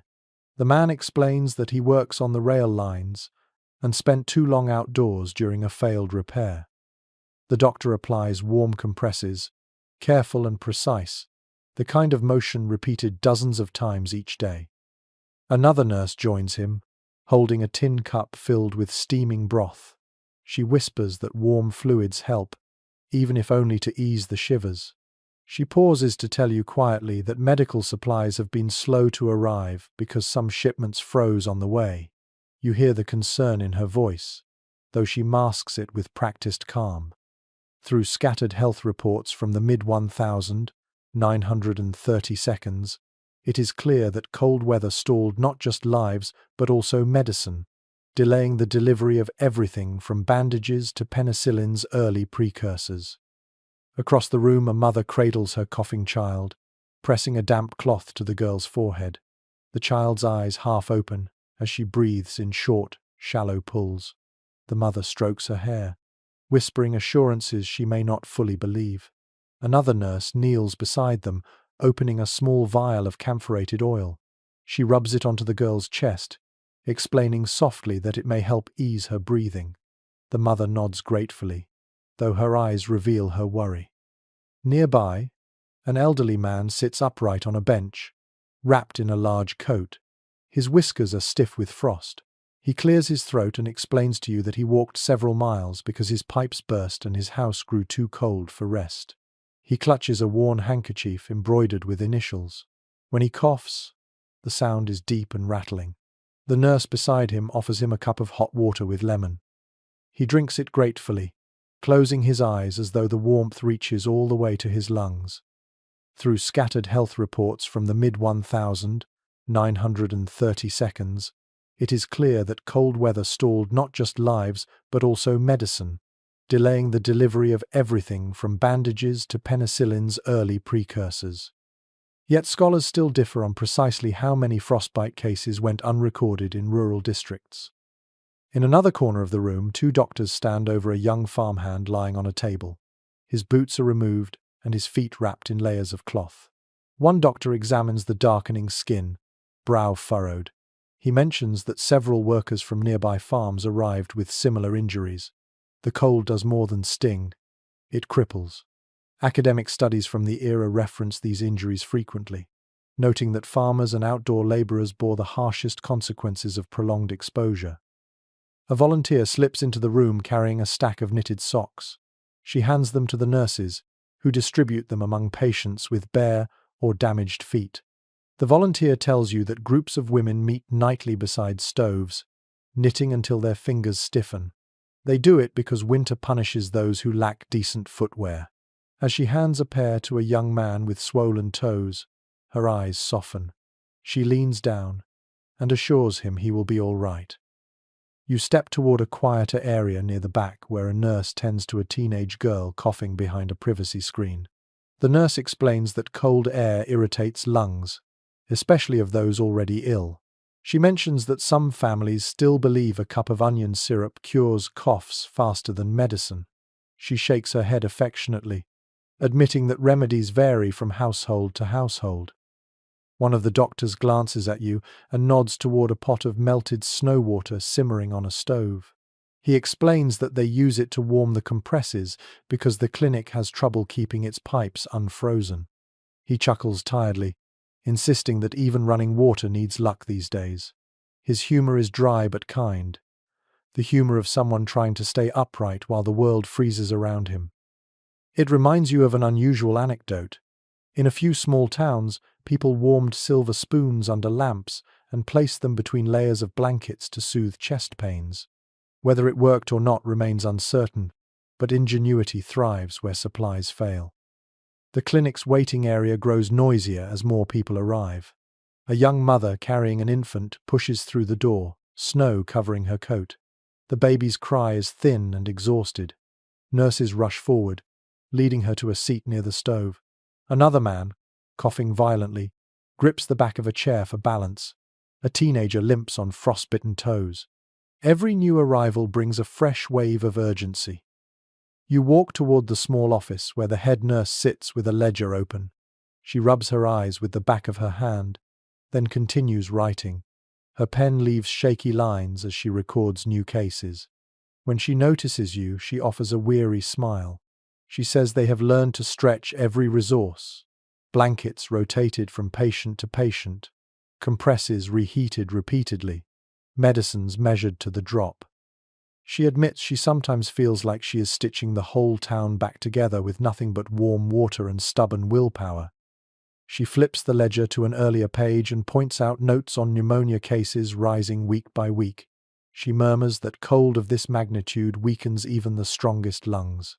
Her voice softens as she mentions schoolchildren arriving with hacking coughs because their classrooms never warm up properly. She sighs, brushing a loose strand of hair from her face. The strain shows, yet so does resolve. As you step back into the center of the room, you notice the smallest details. The clink of spoons stirring warm broth. The sound of boots thawing near the stove. The soft rustle of blankets being tucked beneath tired bodies. Even the cold drafts that sneak under the door feel less harsh compared to the weight of human effort pushing back. A nurse passes you carrying a wooden bowl full of boiled potatoes. She explains that warm food keeps spirits alive, if not bodies. She offers you one, and for a moment you feel the heat of it pulse through your gloves. A small reminder that resilience begins with simple comforts. You linger a moment longer. The clinic hums with life, even in suffering. People whisper words of encouragement to each other. Nurses glide through the narrow aisles with the steadiness of practiced guardians. The cold presses in from outside, but inside, warmth persists in a fragile but defiant glow. When you finally step outside into the night, the cold steals your breath, but you carry with you the fire of their efforts, the tenderness stitched between every bandage, every cup of broth, every hand held through pain. And you sense, as you move into the dim street once more, that the winter still has many trials ahead, each one demanding strength from communities already stretched thin. You leave the clinic's dim lantern glow behind and step into a night that feels colder than any you have yet walked through. The air bites instantly at your cheeks. A brittle hush hangs over the town, the kind that settles in when people have retreated indoors, hunched over stoves, guarding their supplies with quiet calculation.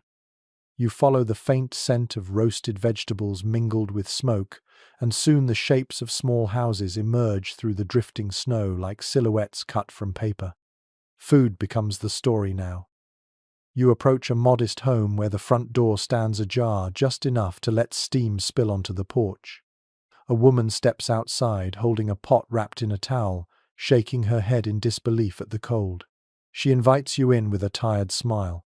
Inside, her kitchen brims with the aroma of potatoes and onions simmering slowly. She explains that meals this winter must stretch longer, cook slower, and rely on whatever ingredients can survive the cold. According to community letters written during that era, food scarcity was not a sudden famine, but a slow tightening of options. Delivery trucks froze on the road.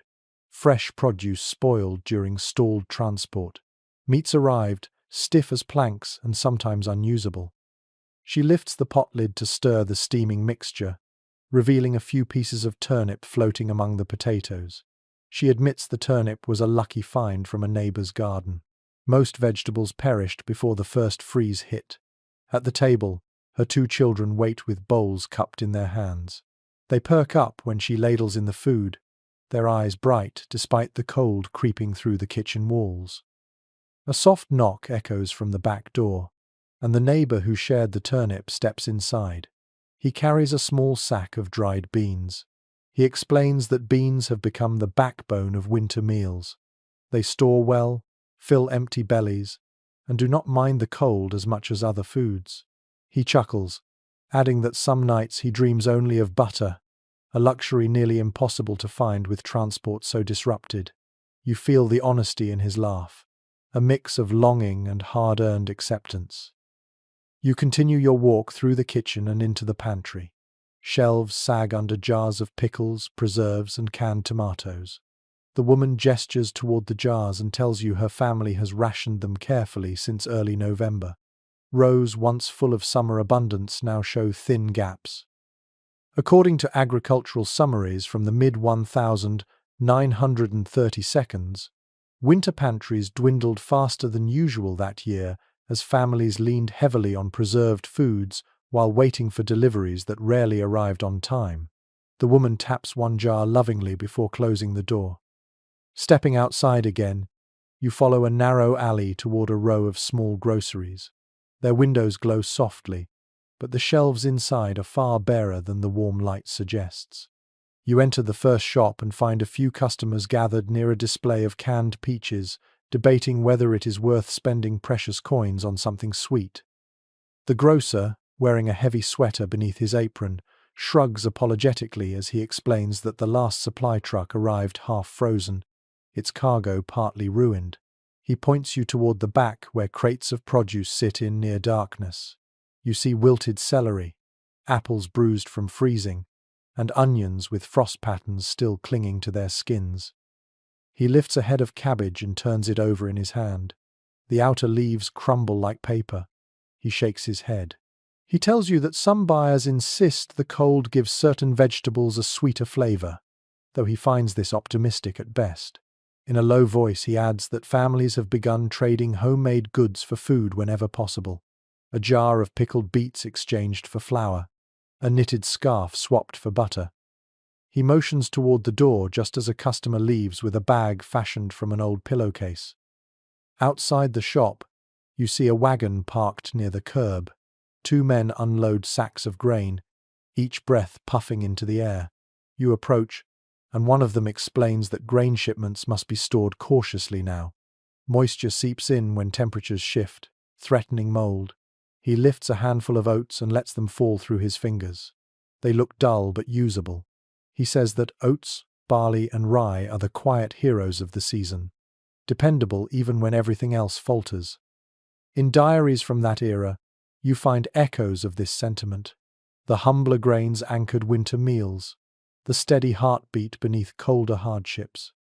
You continue your walk toward another alley, where the glow of lanterns outlines the entrance of a small soup kitchen.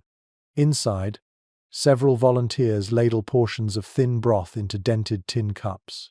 The line stretches outside the door, curling down the street in a slow, shivering formation. The head cook wipes sweat from her forehead, her face flushed despite the cold. She explains that they stretch ingredients as far as possible, relying heavily on donations from families who have just enough to share. One volunteer stirs a pot containing little more than carrots, potatoes, and a scrap of bone. She jokes that the bone has seen more soups than she can count. A young man in line tells you, in a hushed tone, that he once found a loaf of bread left on his doorstep with a simple note tucked inside. Stay warm. He still has the note in his coat pocket. He pulls it out to show you, the paper worn thin at the edges. As he tucks it back, he admits the kindness meant more to him than the bread itself. Moments like these, he says, keep people going in winters like this. The cook waves you over and offers a ladleful of broth. You accept and sip carefully. It is thin, but warm, and the warmth spreads through your chest like a match struck in a dark room. She tells you softly that sometimes they boil the same bones for days, extracting every hint of flavor possible. Local charity records from the 1930 seconds note similar strategies. Families and soup kitchens alike learn to coax sustenance out of the smallest ingredients. Leaving the kitchen, you walk toward a corner store known for selling staples like sugar and flour. Inside, a clerk sits behind the counter, counting remaining inventory. He glances up and tells you prices have risen slightly, though he tries to keep them reasonable. Something about his tone suggests a man stretched thin between business and conscience. He mentions an unusual workaround families have begun using: heating cold flour before baking so it absorbs moisture more evenly. You nod, imagining kitchens across town smelling faintly of warmed flour and anxious hope. On a side street, you find a family gathered around a backyard smokehouse.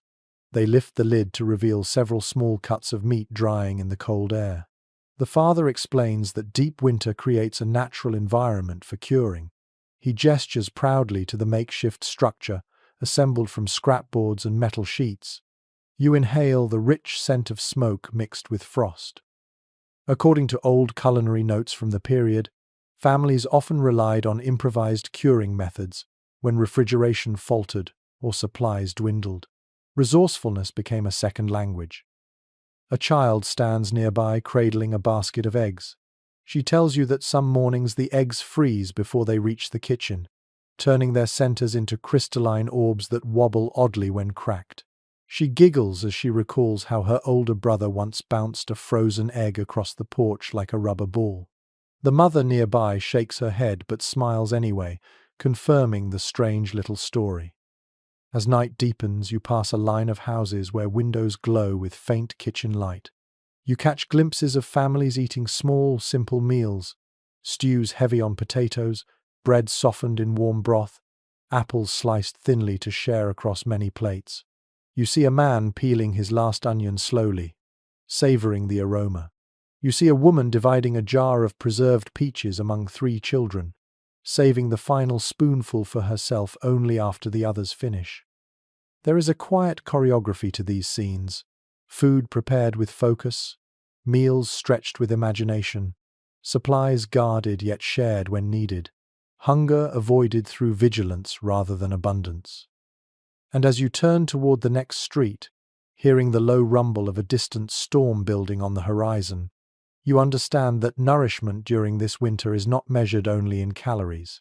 It is measured in patience, cooperation, gratitude, and the stubborn refusal to let the cold silence the rituals that keep families alive. You step away from the warm kitchens and dim lanterns of the neighborhood and wander toward the outskirts of town, where houses thin into long stretches of open land. A vast quiet settles here, a silence so deep and crisp it feels almost sacred. Snow lies unbroken across the fields, and the cold sharpens the world into shapes both beautiful and forbidding. As you breathe in, the air stings the inside of your nose. You realize you are entering the realm of winter itself, a place where nature reveals both its frailty and its force. Ahead, a stand of bare trees rises from the snow like dark ribs. Their branches gleam under frost, each one coated in a layer so delicate it looks painted on by an invisible hand.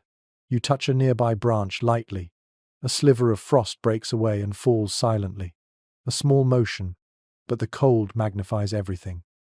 According to regional forestry notes from the late 1930 seconds, unusually low temperatures that year caused significant damage to younger trees, freezing sap solid and cracking bark along trunks that had never known such extremes. You can almost hear those cracks echo through the woods. As you walk deeper into the grove, you spot a fox padding across the snow. Its coat fluffs thick and pale in the dim light, and its paws leave perfect oval prints behind. It pauses to stare at you, steam rising from its breath. The fox tilts its head, curious, unafraid, perhaps as surprised to see you as you are to see it. Then, with a flick of its tail, it melts into the trees. A local farmer once claimed that foxes walked directly on top of crusted snow during this winter, the surface so hard that even their light weight left barely a mark. Perhaps he exaggerated, but seeing this fox glide away makes you think he may have been telling the truth. Beyond the trees, you approach a frozen creek. The water beneath the ice mutters faintly, trapped but still alive. You kneel beside the bank and peer into the glassy surface. Patterns of dark blue twist beneath you, shifting like distant shadows. According to journals kept by amateur naturalists during the 1936 winter, many small waterways froze so thoroughly that fish could be spotted lying in suspended stillness, as though resting in crystal tombs. A few entries mention concerns about long-term ecological effects, though not all observers agreed on how widespread the damage truly was. You stand and follow the creek toward open farmland. Snow covers the fields in deep, silent layers. A few stalks of dead corn protrude from the white expanse like brittle bones. The wind brushes across the field, sculpting gentle waves and ridges in the powder. Somewhere in the distance, you hear the faint call of a crow. It sounds tired, the way everyone and everything seems tired this winter. Near the edge of the field, you stumble upon something unexpected. A cluster of cattails, frozen solid, each one transformed into a pale, rigid rod. A child who lives nearby once told you that if you cracked one open during a freeze like this, the fluff inside would burst out in a ghostly puff. She demonstrated last week by breaking one dramatically over her knee. Sure enough, the frozen fluff erupted in a shimmering cloud. The memory makes you smile now as you watch icicles hanging from the stalks like glass tassels. Farther along, you climb a small rise and gaze across a wide stretch of countryside. The landscape glows faintly under the pale sky. Snowdrifts ripple in frozen curves. Trees line the horizon like inky silhouettes. For a long moment, nothing moves. The stillness is profound, the kind that makes the world feel paused. Yet beneath this pause, everything continues struggling for survival. You begin descending the hill and spot a small herd of deer gathered near a stand of cedar trees. They paw at the snow, searching for the faintest trace of grass. Their ears twitch at your approach, but hunger anchors them to the ground. A few step cautiously to the side, maintaining distance. Farm families recorded similar sightings that winter, noting how deer, rabbits, and even wild birds ventured closer to barns and sheds than usual in search of food. Some farmers left scraps of grain or hay out of sympathy. Others worried about attracting predators. The winter blurred boundaries between wild and domestic, making neighbors of creatures that seldom crossed paths. A hawk circles overhead, wings extended stiffly. You watch it glide in slow loops as though testing the air for movement below. It seems to hover, scanning the field with patience sharpened by need. You sense the delicate balance of survival at play. The cold has humbled everything, from the smallest sparrow to this lone hunter. A gust of wind nudges the hawk sideways, sending it drifting toward the tree line. You continue your walk, noticing how the cold air carries every sound differently. Twigs snap with startling clarity. Snow squeaks beneath your boots in high-pitched crunches. The wind sighs through hollow branches in long, wavering tones. It feels as though the world has turned into a vast, frozen instrument, every movement producing a note. Early nature observers of the era sometimes described the winter landscape as strangely musical, the cold giving voice to things normally silent. Ahead, you see a frozen pond that glitters like a mirror. Its surface is perfectly smooth, reflecting the pale sky above. A thin layer of snow swirls across it, creating shifting patterns. You step carefully onto the edge, the ice creaking beneath you like an old wooden floor. The sound is haunting. You decide to keep to the bank, watching instead as wind draws icy spirals across the glittering surface. A peculiar sight catches your eye near the pond's far edge. A group of small birds huddles under a fallen log. Their feathers puff out so dramatically they resemble round little ornaments. One bird hops forward, pecking at the icy ground. Another flutters briefly, then settles again. Some residents once claimed that during this winter, sparrows would freeze mid-flight if caught in sudden temperature drops. The notion is more folklore than fact, but you can't fault people for inventing stories to explain the strange, almost magical stillness of the season. As you walk on, you approach a grove of evergreens. The trees stand taller here, their needles thick with ice. You slip between the trunks and instantly feel sheltered. The wind dies. The silence deepens. Resins scents the air, earthy and sweet. You place a hand against one trunk and feel the wood rigid beneath the bark, the sap inside frozen solid. Some scientific notes from the decade mention that prolonged cold caused certain tree species to form unusual internal patterns, as though winter sculpted them from within. You imagine these trees carrying the memory of this season for decades. Stepping out of the grove, you find a half-frozen stream making faint gurgling sounds beneath a layer of fractured ice. The water's voice is soft but persistent, insisting that life continues even beneath the cold's heavy hand. You crouch beside it, listening. The ice shifts faintly, releasing a small pop. The stream's breath mingles with yours. As twilight falls, the horizon blushes faint pink, casting a gentle sheen across the snow. You stand still, taking in the view. The winter of 1936 does not merely freeze landscapes. It transforms them into something otherworldly, a strange blend of silence, struggle, and eerie beauty. And as you walk toward the dim outline of the next homestead, you sense that the cold has not only shaped the land, but the minds of those living upon it. Creativity, improvisation, and odd little inventions wait in the shadows ahead, ready to show how people fought back against a season that refused to yield. You leave the quiet grove behind and walk toward a cluster of dimly lit houses on the horizon.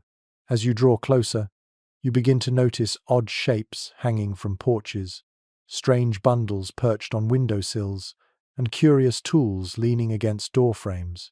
At first, they look like decorations, but the longer you observe them, the more you realize they are inventions, improvisations born from desperation.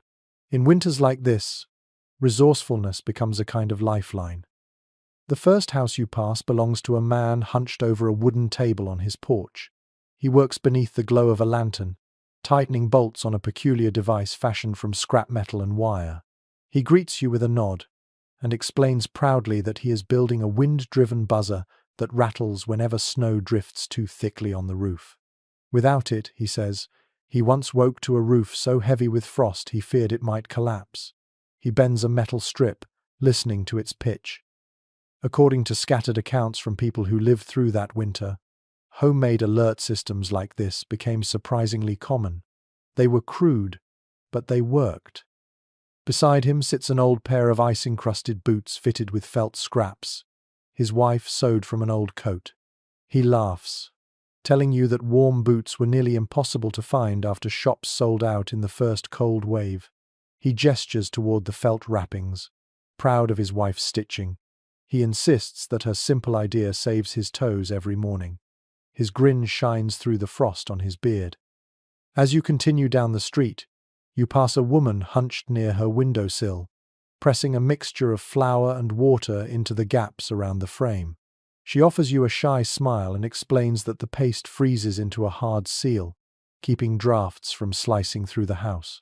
She rubs her hands together, blowing into them, then shows you how she applies a final layer of cloth over the frozen paste for insulation. Household journals from the 1932 describe similar methods, though not everyone agreed on which materials worked best. She chuckles and says she just experiments until something holds. A young boy steps out from a nearby shed, carrying a contraption made from 2 broom handles tied together with rope. He beams as he demonstrates his creation. It is a makeshift snow scraper designed to clear the chimney cap from the ground. He tells you that climbing onto the roof is too dangerous now, especially after a neighbor slipped and fell last week. He slaps the end of the scraper proudly against a snowbank to show its reach.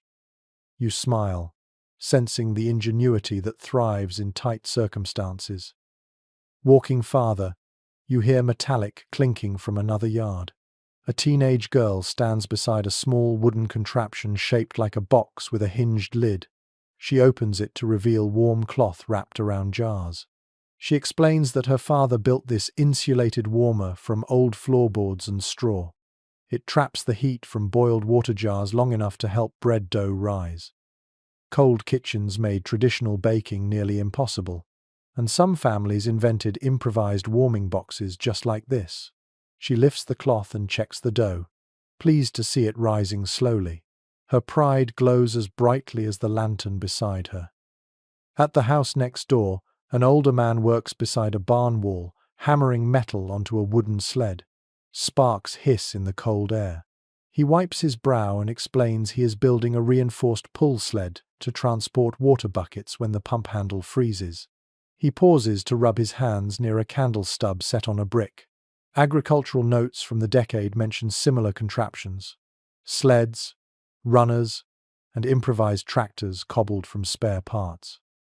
He leans closer and confesses that he once attached curtain rings to a rope just to keep his gloves from slipping. Inside another nearby shed, you find a young woman tinkering with a kerosene lantern. She shows you how she added a thin strip of tin above the flame to direct warmth toward her hands while she works. She dips her fingers toward the heat and smiles. She says every lamp in her house now has these small reflectors. She mentions that they used broken pie tins when they ran out of sheet metal. In her voice you hear both fatigue and quiet pride. Farther along the road, you come to a barn glowing faintly from within. You push open the door and feel a wave of earthy warmth wash over you. Several families stand around a makeshift furnace crafted from a metal drum sunk into a brick base. A man explains that they combine this furnace with a series of pipes that run under the stalls. The idea, he claims, came from a friend who once visited a greenhouse. He mimics the layout with his hands, describing how warm air travels under the bedding to keep animals from freezing. There remains disagreement among agricultural historians about which regions used such techniques first, but the man insists his design works well enough to save calves during the worst nights. You watch as steam rises from the animal's breath, drifting into the rafters like ghostly ribbons. Back outside, you follow a cluster of footprints to a small barn behind another home.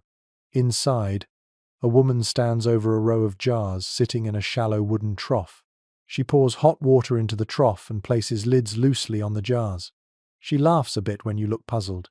She explains she invented the trough to thaw jars slowly so they will not crack from sudden heat. She says she learned the hard way when she once shattered 4 jars of tomato preserves in a single day. A strange scent of warm brine fills the air as she works. On a nearby porch, you notice several quilts hanging on a rope stretched between posts. A man explains that he stitched together layers of old flour sacks and wool scraps to create extra insulation. He drapes one quilt over you to demonstrate how heavy and warm it feels. He pulls it aside again and shows how he folds these quilts along the bottom of each door every evening. Old home economics manuals mention these draft stoppers frequently, though each family swore their method was the best. The man grins, insisting his design keeps even the most stubborn drafts out. You continue walking toward the edge of town where the land opens again. The sky glows faintly with moonlight. Ahead, you see a figure crouched near a fence, adjusting something small and delicate. As you approach, the man looks up and shows you a row of jars with candles inside. He explains they freeze too quickly outdoors, so he lines the jars with a thin layer of soot from his stove, claiming it helps absorb heat. Whether his theory is correct or not, the jars glow brightly, dotting the fence like a line of small suns. He shrugs, saying he only knows it helps him find his way back from the barn at night. A bit farther on, you encounter another unusual invention, a wooden frame with wire stretched across it, positioned near a window. A young father tells you he crafted it to dry socks over the stove without letting them fall in. He grins sheepishly, admitting the family lost 3 pairs to the flames last week. He lifts the frame proudly, demonstrating its clever simplicity. These small adjustments fill the winter, he says. Every day brings a new problem, and every night brings a new idea.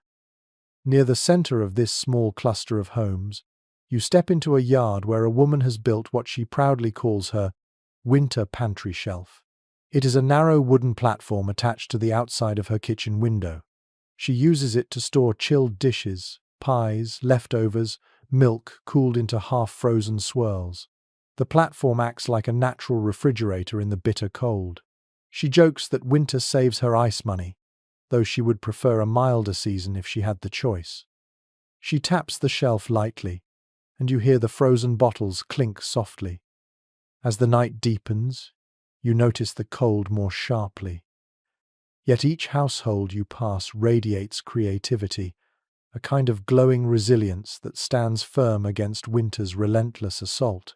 People knit, hammer, stitch, bend, tinker, and adapt. Every porch, shed, and kitchen becomes a workshop. Every challenge becomes an experiment. The wind rises now, carrying the crackle of distant snow. You pull your coat tighter, walking toward a faint circle of light ahead. The inventions fade behind you, but the impression remains. A community learning to outsmart the cold with whatever it has, turning scraps into tools and hardship into ingenuity.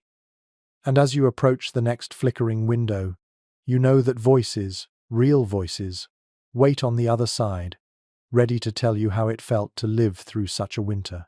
Their words, preserved in letters and memories, carry truths that no storm can bury. You follow the glow of that distant window, drawn by a warmth that seems to pulse through the cold air like a heartbeat. As you walk closer, you hear low voices carried on the wind. Not lively chatter, not laughter, but something softer, the kind of tone people use when they are remembering, when they are trying to make sense of something immense. You reach a modest house where lamplight leaks through the cracks in the curtains, and you step quietly through the door. Inside, a small group of neighbors sits around a wooden table. Their coats hang on the wall, steaming slightly as the chill leaves the fabric. A kettle hums on the stove, filling the room with the faint scent of chamomile. The conversation stops when you enter, but only for a moment. Then a woman gestures for you to join them. You sit, and the circle closes again as though you were always meant to be here, part of this shared remembering. An elderly man begins talking in a low voice. He leans forward, elbows resting on the table, hands wrapped around a mug of warm water. He tells you that the cold has a way of shrinking the world, bringing neighbors together whether they planned it or not. He describes how earlier that week he walked to the bakery and saw no one on the street except a lone dog curled against a doorway. He says he felt the silence pressing on him like a weight. Several listeners nod in recognition. Diaries kept from that winter often describe the eerie emptiness of towns where even the usual gossip seemed to freeze mid-air. A woman sitting near him adds her own memory. She recalls the night her family huddled near the stove and heard a distant, cracking sound echo through the backyard. At first she thought it was a tree branch snapping under the weight of frost, but when she checked the window, she saw the ground itself had split slightly along the edge of their garden. She says she felt, for the first time in her life, that the earth might be groaning under the cold. The others murmur, unsure whether they have witnessed anything similar, though some mention that frozen soil can shift dramatically in extreme temperatures. Not everyone agrees on how common such ground fractures were in 1936, but her memory feels real enough to make the room fall silent for a moment. A younger man sitting at the far end of the table speaks next. He works at the rail yard and tells you about a night when he went to check on a stalled engine. As he approached, he heard the strangest sound, a series of deep, hollow booms echoing across the yard. For a moment he thought it was thunder. Instead, he realized the frozen metal rails were contracting violently, making sounds that seemed impossible for steel. Like the earth breathing, he says, tapping his fingers lightly on the table. Some railroad workers from that era wrote similar descriptions in their notebooks, calling the noise iron thunder. Scholars still discuss whether the phenomenon was common or rare, though no one disputes how haunting it could sound. Someone passes you a cup of warm tea. The steam rises gently, blurring the faces around you for a moment. A soft voice emerges from the group, a grandmother with silver hair tucked under a dark scarf. She speaks of nights when the cold pressed so deeply into the house that she could hear the furniture creak, as if sighing in its sleep. She remembers how her children would crawl into bed with her, trembling not from fear, but because the cold wind slipped through every seam in the walls. She describes the sound of blankets stiffening overnight, and the way frost formed perfect feathers across the bedroom window. She pauses, then smiles faintly, saying those frost feathers were the only beautiful thing about that winter.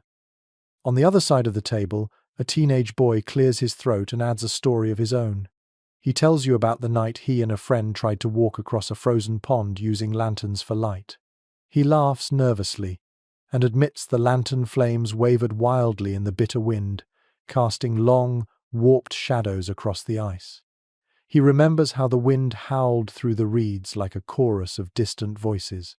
They turned back halfway across, unsettled by something they could not quite name. Local folklore from that decade includes similar tales of strange winter sounds carrying across frozen fields, stories half believed and half feared, shaped by the long dark nights of January. The kettle on the stove whistles softly. A woman rises to pour more hot water into mugs. Her hands tremble slightly, not from age but from fatigue. She tells you that during the worst weeks, time felt slow and heavy. She says they measured days not by the sun, but by the cycle of refilling the stove, boiling water, thawing jars. She recalls how the wind outside made small moaning noises that seeped into the house. Someone across the room says they used to stuff scraps of wool into the keyholes because the wind whistled through them like a flute. A man near the window, wrapped in a quilt, says he still remembers the sound of horses struggling to move through the drifts. He describes how their hooves crunched on the snow with a hollow, echoing quality he'd never heard before. He closes his eyes, recounting how he once woke to the sound of a lone horse neighing somewhere in the dark, and how the sound seemed to carry endlessly across the frozen fields. His voice grows quiet, as though he can still hear it now. Another neighbor, older and soft-spoken, describes something stranger. She claims that one night she stepped outside to check the firewood stack and saw a faint glow drifting across the snow. She insists it hovered, as though a lantern floated well above the ground. She thought she saw a figure holding it, but the shape vanished when she blinked. She swears the glow remained for several moments, shifting gently before disappearing into the wind. The room grows still as she speaks. Some listeners exchange looks, unsure what to make of her tale. Memories like this appear occasionally in letters from rural families, strange lights or shapes glimpsed in the cold, likely tricks of moonlight or blowing snow, though interpretations vary. She merely shrugs and says she does not expect anyone to believe her, but she knows what she saw. A young mother holding an infant sits forward and adds her experience. She talks about hearing the soft thumping of snow sliding off roofs, sometimes in the middle of the night. At first, she mistook the sound for footsteps. She says that in the dark, even normal winter noises seem amplified and mysterious. You nod, knowing how easily the mind fills silence with meaning. The group continues sharing. Stories ripple across the table like warm currents in a cold room. Some are humorous. A man chuckles, remembering the time his dog refused to step outside because the snow burned its paws. Some are sad. A woman recalls a neighbor falling ill and the quiet anxiety that haunted the block. Some are simply strange. Another man describes finding icicles formed diagonally after a night of peculiar winds. You listen to each voice, noticing how memory softens the sharp edges of hardship, but preserves the odd, intimate details. The sounds, the sights, the quiet fears that settle into a house when the world outside turns white and still. Finally, the elderly man who began the conversation speaks again. He taps his mug, thinking. When he looks up, his eyes reflect both weariness and pride. He says the cold taught them something simple, that people could endure more than they believed, especially when they endured together. The room falls quiet. Even the kettle seems to settle into a softer hum. After a long pause, The grandmother with the silver hair smiles at you and says gently that memories behave like winter winds. They drift, they echo, and they return when least expected. You stand to leave, and the group murmurs warm farewells. As you step back into the night, the cold grips you again, sharp and immediate, but you carry their voices with you, a small fire against the vast dark. And as you move toward the faint glow of the next streetlight, you sense the storm is shifting again. Winds are rising. Something harsher waits ahead, testing not just bodies or routines, but entire communities. You walk away from the warm circle of storytellers and step into a night that has grown sharper, its coldness cutting inward like a slow, deliberate blade. The wind lifts in long, mournful currents, stirring fine snow across the ground in restless swirls. As you move deeper into the dark, you notice something subtle shift in the world around you. The snow begins to hiss softly against the earth. The wind changes pitch. Somewhere in the distance, a branch snaps like a gunshot. You stop. Your breath hangs in front of you, suspended. The storm is no longer building. The storm has arrived. You continue forward, the wind pushing hard against your back. Street lamps glow like distant stars swallowed by drifting white. You hear a faint metallic rattle and spot two men boarding up a window on a corner house. They work quickly, hands trembling as they drive nails through thin slats of wood. One shouts over the roar of wind that the gusts nearly tore the shutters off earlier. According to several weather summaries written in the aftermath of the 1936 winter, sudden gusts during cold waves were strong enough to split tree limbs and bend metal signs. The man gestures toward a warped sign, now leaning crookedly near the road. He glares at it as though personally insulted. You keep walking, snow swirling around your boots like smoke. Ahead, you see faint lanterns bobbing near a long porch.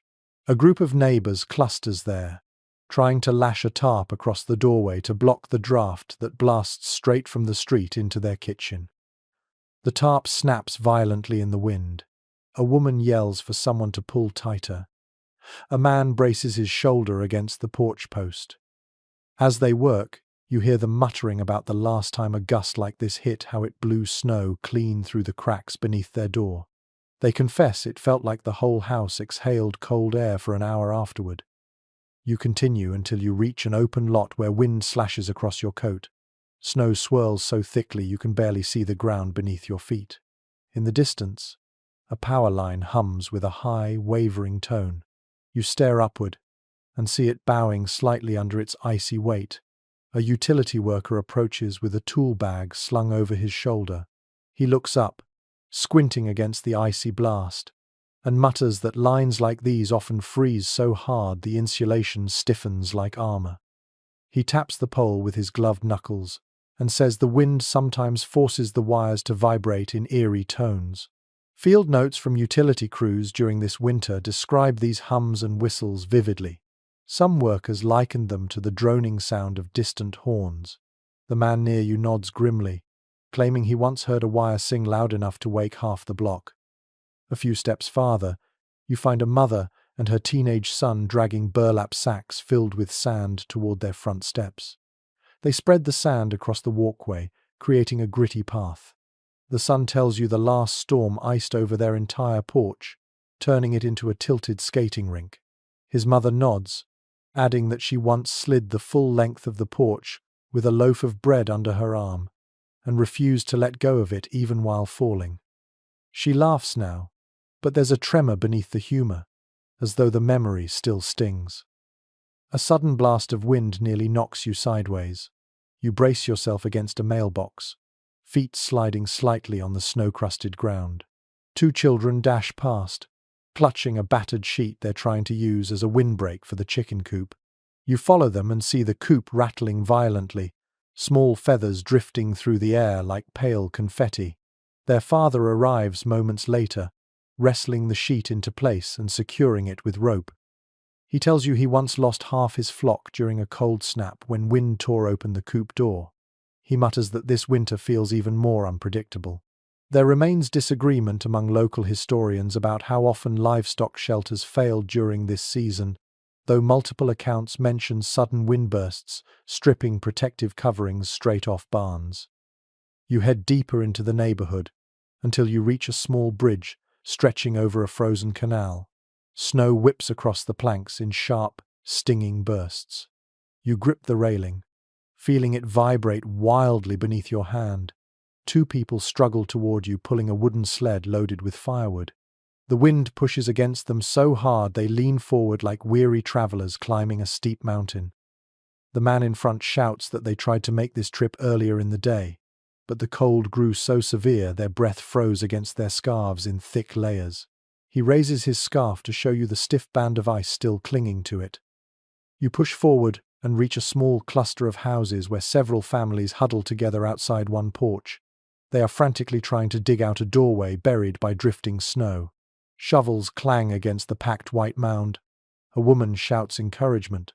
A man curses softly under his breath when his shovel bends from the pressure. A child stands nearby, clutching a lantern, its flame trembling wildly inside the glass. Someone tells you the drifts piled up in less than an hour. A few steps farther, you find a mother and her teenage son dragging burlap sacks filled with sand toward their front steps. They spread the sand across the walkway, creating a gritty path. The son tells you the last storm iced over their entire porch, turning it into a tilted skating rink. His mother nods, adding that she once slid the full length of the porch with a loaf of bread under her arm, and refused to let go of it even while falling. A little farther on, you notice a shed door banging open and shut. A man rushes to secure it, gripping the handle with knuckles gone white from cold. He slams it shut and wedges a piece of firewood against the bottom. When he turns, he tells you he once lost an entire stack of kindling because the wind scattered it like leaves across the yard.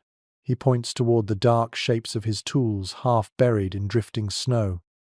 His voice cracks slightly, not from emotion, but from the wind scraping his throat raw. A sudden howl rises through the night, so deep and resonant you mistake it for an animal at first. But then you realize it is the wind itself, funneling through a narrow alley between houses. The sound is almost musical, a low, vibrating moan that rattles shutters. A woman emerges from one house, startled, and asks whether you heard it too. She insists the wind never sounded like this before. Her husband joins her, rubbing frost from his moustache. He says the sound reminds him of the creaking hull of a ship. Several weather observers of that era describe similar wind tones, though interpretations differ about what caused them: narrow passages, frozen structures, or particular atmospheric conditions. As you continue down the street, the snow thickens into a nearly solid wall of white. You can barely make out the next house. The storm surrounds you, pressing inward with icy insistence. A lantern swings from a pole, its light flailing wildly in the gusts. You push forward, feeling the cold seep through your coat in thin, needle-like threads. Then, through the storm, you see a faint shape waving at you. You move closer and find an older woman clutching a shovel. She points toward her roof, where snow has piled dangerously high. She explains she cannot reach the eaves alone. Before you can answer, two neighbors appear behind you, drawn by her voice. Together they guide her back inside, promising to clear the roof at first light. Their voices mingle with the storm, warm threads woven through icy noise. You glance back as you continue on your way. The wind roars, snow curls upward in ghost-like columns, chimneys shudder, frost forms spiderwebs across windows in mere moments. Every step feels heavier, as though the storm itself is trying to turn you around. But you keep moving. You know that somewhere ahead, beyond the white curtain of the night, lies another pocket of warmth. A house, a barn, a basement where people cling together, pushing back against winter with everything they have. And as you press forward, you realize the storm is more than weather. It is a test of will, a challenge thrown against every hearth, every roof, every breath. The night is long, but the story isn't finished yet. You push onward through the roaring dark, letting the storm's fury swirl around you until it becomes something almost rhythmic, almost hypnotic. Snow stings your cheeks in fine, needling bursts. Wind tugs at your coat with greedy hands. But then, a softer glow forms ahead, a cluster of lanterns trembling gently in the blizzard. You follow that dim halo until you reach a farmhouse perched at the edge of a wide, frozen field. You know that somewhere ahead, beyond the white curtain of the night, lies another pocket of warmth. A house, a barn, a basement where people cling together, pushing back against winter with everything they have. The night is long. The front porch is crowded with neighbors stamping snow from their boots. Someone pulls the door open and ushers you inside. Warmth strikes you instantly, thick and fragrant with the scent of wool, smoke, and something sweet baking in the oven. Dozens of people crowd the large kitchen, shoulders bumping, voices interweaving. You know at once why they are here. No one wants to be alone in a storm like this. Observers who recorded atmospheric conditions during the winter of 1936 sometimes remarked on unusual wind patterns, though the causes remain debated by climate historians. A woman guides you toward a long table covered with mugs, blankets, and bowls of steaming broth. She tells you the farmhouse became an unofficial gathering place during harsh weather years ago, and the tradition has stuck. Families arrive earlier each time a storm approaches, eager for company as much as warmth. She ladles broth into your hands and smiles as if you've always been part of the group. One man jokes that he is becoming part snowman from all the flakes clinging to his beard. A gust nearly knocks you off balance. A young woman beside you clutches the railing and shouts that she once saw snow swirl sideways so fiercely it erased the fence line. She insists storms like this have their own rules. You watch the wind hurl drifts into sharp ridges, sculpting the fields into strange white waves. The world no longer looks familiar. It looks carved, reshaped, reimagined by the cold. As you sip your broth, a pair of teenagers rush in from the mudroom, faces bright red from the cold. They shout that the storm is piling snow against the west side of the house. Everyone groans. Several men grab coats and head outside with shovels. You follow them to the porch where they begin clearing the drifts that press heavily against the walls. Snow flies through the air like powdered chalk as they carve it away in long, confident strokes. When the shoveling is done, you all retreat inside. Frost clings to your coat like sugar. Someone hands you a towel and ushers you into the living room where another group has gathered. They sit in a loose circle around the fireplace. The flames crackle, sending pops of warmth into the room. You sink onto a cushion on the floor, letting the heat unwind the tension from your limbs. Nearby, a grandmother knits by firelight, her needles clicking softly. She says she knits faster during storms, as though speed itself keeps worry at bay. She pauses to share a curious memory. Once, during a winter long before this one, she left a basket of yarn near the window and found it frozen stiff the next morning, shaped exactly like the basket. She laughs quietly, shaking her head at the absurdity of it. You imagine the yarn, arched and stiff, perfectly molded by the cold. In a corner, two farmers argue gently about whether the storm will calm by dawn. One believes it will break soon. The other insists it will worsen. Their debate echoes arguments found in old farm diaries from this era, where expectations for weather often clashed with reality. Predictions mattered deeply because they guided decisions about feeding livestock, managing fuel, and preparing for emergencies. Yet winter remained stubbornly unpredictable. A boy leans toward you and points at a metal kettle placed near the fire. He explains that everyone brings water from home because the farmhouse pump froze solid hours ago. He says they tried everything to thaw it: blankets, lanterns, piles of hot coals. Nothing worked. Farming journals from the era describe pumps freezing so hard the handles snapped when forced. Tonight, the boy says, they gave up trying. Instead, they pool resources, boiling snow in pots and melting icicles in pans. The conversation shifts when a young mother shares a strange experience from earlier that evening. She claims she heard a sound like glass cracking in the walls, though nothing broke. An older neighbor nods knowingly, explaining that such noises happen when the wooden beams contract under extreme cold. He leans closer and tells you that in the worst winters, houses themselves seem to groan in protest, as though alive. You've heard enough stories to believe him. Someone announces that the wind has knocked over a lantern on the shed outside. A small group prepares to brave the storm again to check for damage. You watch them wrap scarves, tighten coats, and step into the night with determined expressions. Their silhouettes vanish instantly into the swirling white, swallowed by a storm that seems to breathe. You sit near the fire, listening. The room hums with conversations layered atop one another. Laughter mingles with worry. Tea mugs clink, coals shift, a chair creaks. And beneath it all, the storm's voice murmurs through the walls, steady and unrelenting. A woman leans toward you and says, "Storms like this remind people how deeply they need one another."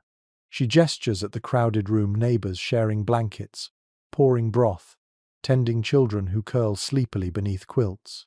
She tells you that even in hardship, togetherness is its own kind of warmth.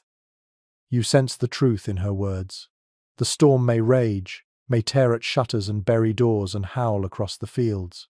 But inside this farmhouse, a shared resilience burns brighter than any fire in the hearth. You finish your broth. Someone places another blanket around your shoulders. The storm begins a fresh round of raging against the walls. And you know the night is still far from over. You drift away from the packed farmhouse as the storm begins to ease, just slightly, like a fist loosening its grip. The wind still bites, but its roar softens into long, ragged sighs. Snowflakes fall more lazily now, drifting sideways in wavering spirals. You follow a narrow road leading past barns and open fields until you see distant lanterns flickering inside sheds and outbuildings. These small beacons tell you where the next battle is being fought. Livestock and animals enduring the cold alongside the families who depend on them. You step toward a large barn glowing with warm light from within. As you approach, you hear a mix of sounds, low moans, muffled stamping, and the hushed voices of farmers speaking in calm tones meant to soothe. Inside, the air is thick and fragrant with hay, steam, and the earthy scent of animals crowded together. Your breath hangs in front of you like pale smoke as you take in the scene. A farmer gestures for you to close the door quickly, explaining that every draft steals precious warmth. He leads you down a row of stalls filled with cows huddling close, their breath rising in heavy clouds. He wipes frost from a post and tells you this winter has pushed his herd to its limits. According to agricultural correspondence from the time, thousands of farms fought desperately to keep animals alive when temperatures plunged below what was considered survivable. He strokes a cow's frosted back and murmurs that even their thick hides struggled against nights like this. Nearby, a young woman lifts a bucket of warm mash and dumps it into a trough. Steam rises immediately, fogging her glasses. She tells you that feeding takes twice as long now because the animals move sluggishly and the feed itself cools too quickly. She taps a frozen clump in the bucket, breaking it with the handle. She laughs softly, explaining that she never imagined she'd battle frozen grains before breakfast each morning. Across the barn, a pair of boys kneels beside a calf wrapped in layers of blankets. One boy gently rubs the calf's legs, while the other holds a lantern close. They explain that the calf was born early this morning, and the cold nearly claimed it within minutes. They rigged a makeshift warming shelter with crates, straw, and stones heated in the stove. A sheet hangs loosely above the calf, capturing rising warmth like a tent. Notes from rural veterinarians during the winter of 1936 often mention the frantic, improvised methods families used to keep newborn livestock alive. The boys look pale with worry, but proud of their creation. In a corner stall, goats huddle together, horns knocking occasionally. A woman spreads extra straw beneath them, muttering that goats are clever, but not clever enough to stay warm on nights like this. She tells you a quirky detail. Last week, one goat escaped its pen and tried to sleep beside the kitchen stove. She found it curled on the rug like a house pet. She lifts her eyebrows and chuckles. You can almost picture the scene, the startled goat blinking contentedly from its stolen warmth. Outside the barn, you hear sharp clucking and follow the sound to a smaller shed lined with sacks of feed. Inside, chickens perch on beams wrapped in burlap strips. A farmer's daughter crouches near them, adjusting the burlap. She says the cloth keeps frost from forming on their feet. Without it, the birds might lose toes to the cold. She points toward a little tin lantern hung at the shed's center. Its flame is small, barely more than a flicker, but she swears it keeps the temperature just high enough to prevent catastrophe. Her gloved hands shake slightly as she adjusts the wick. A sudden gust forces the shed door open. Snow swirls inside in a flurry of cold feathers. You help her shut it quickly. She braces herself and tells you that earlier in the season, a neighbor lost half her flock because she could not reach the shed in time during a whiteout. The story sits heavily between you, a reminder that storms do not always allow second chances. You move on to the next property, where horses stamp and snort in a drafty stable. A tall man tightens a wool blanket over his mare's back. The mare leans into the touch, eyelids drooping. The man explains that the wind hits this side of the property harder than anywhere else. He sighs, telling you he once considered moving the barn entirely, as though shifting a building were the same as rearranging furniture. His tired smile reveals how the cold tests all manner of fantasies. Its flame is small, barely more than a flicker, but she swears it keeps the temperature just high enough to prevent catastrophe. Her gloved hands shake slightly as she adjusts the wick. He shows you a large metal bucket with a floating wooden disc inside.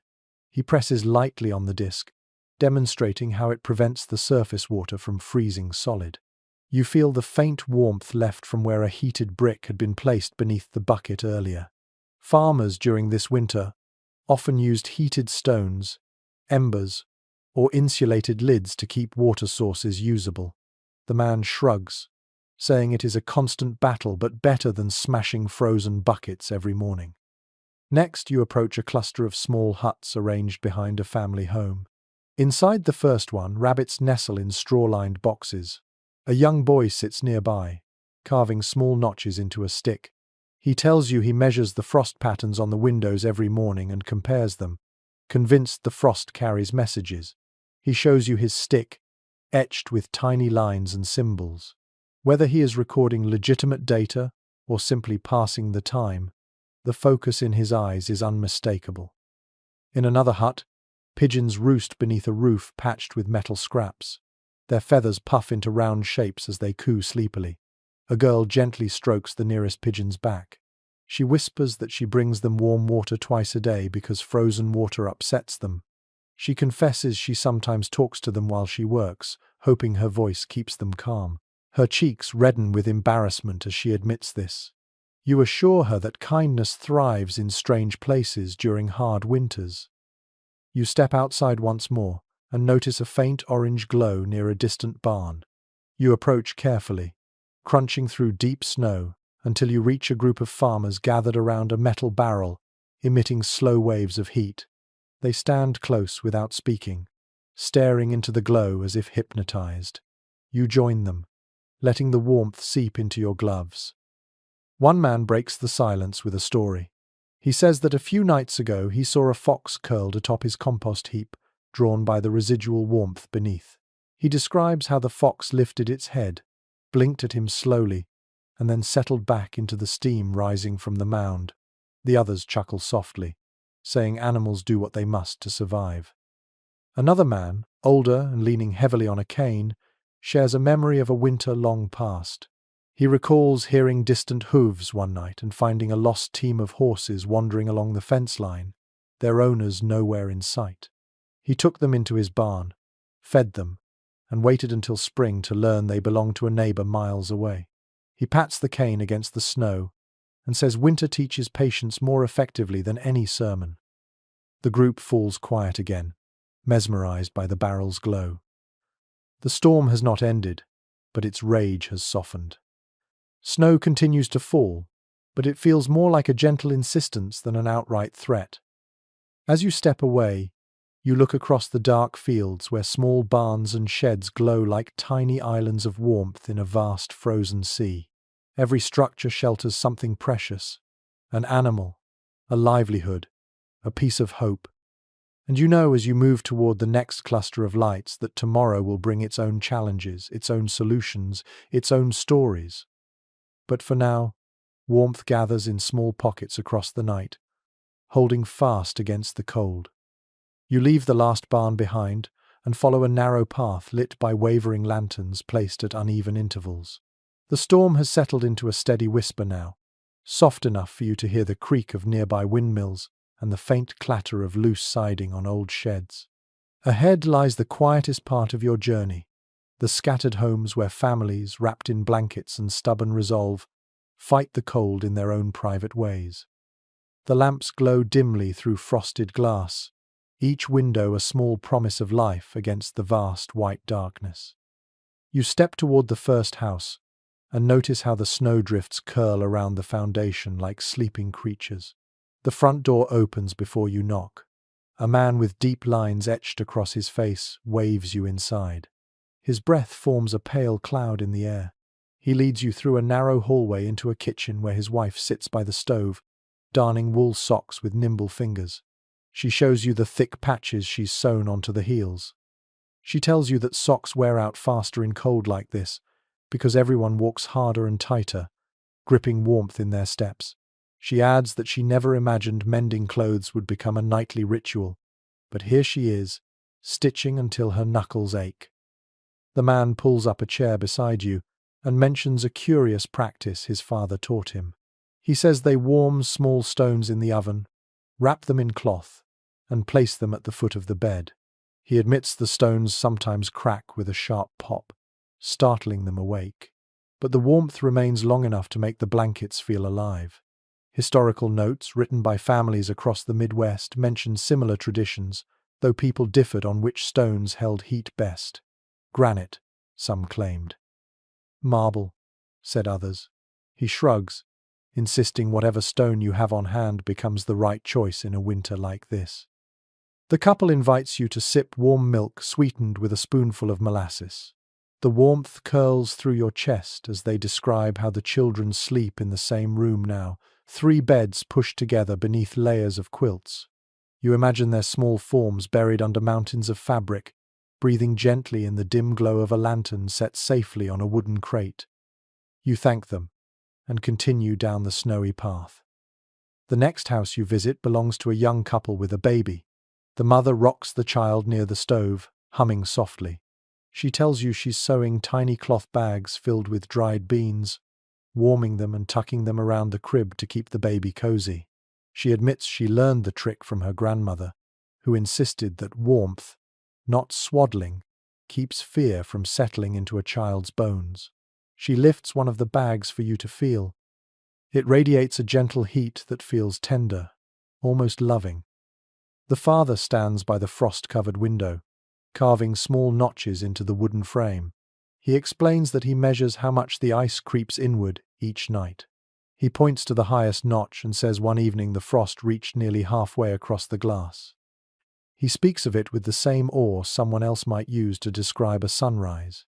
You sense the cold has redefined wonder itself here. Outside again, you wander toward a house with a slow flicker of light coming from the upstairs window. As you approach, you hear muffled conversation. A teenager opens the door, cheeks flushed with warmth. She leads you upstairs to a small room where her siblings sit on the floor, playing a slow-moving game of marbles. But these marbles aren't ordinary, they're small knobs of ice they rolled outside earlier, now solid as stone. They laugh as they try to flick them across a blanket laid on the floor, the pieces clinking in tiny metallic tones. One boy tells you that they sometimes freeze soap bubbles, watching them fall as delicate shells that shatter with the slightest touch. Such odd little experiments appear in letters written during this winter, where families found entertainment in nature's peculiar tricks. Downstairs, their mother tends to a row of candles lined along the shelf. She shields the flame of one with her hand as she trims the wick. She explains that the cold creeps toward the flames and dims them unless they stay high and strong. She speaks in almost reverent tones about tending candlelight in a freeze, calling it a daily devotion. She shares a strange memory from the week before. She swears she saw frost forming on the flame itself. Of course, this cannot happen, and she knows it. Still, she insists the illusion was real to her eyes. Others in the room nod, understanding how the cold plays tricks on perception. Continuing down the road, you approach a small, sagging cabin where an elderly couple sits at a table covered with steaming bowls. They invite you in without hesitation.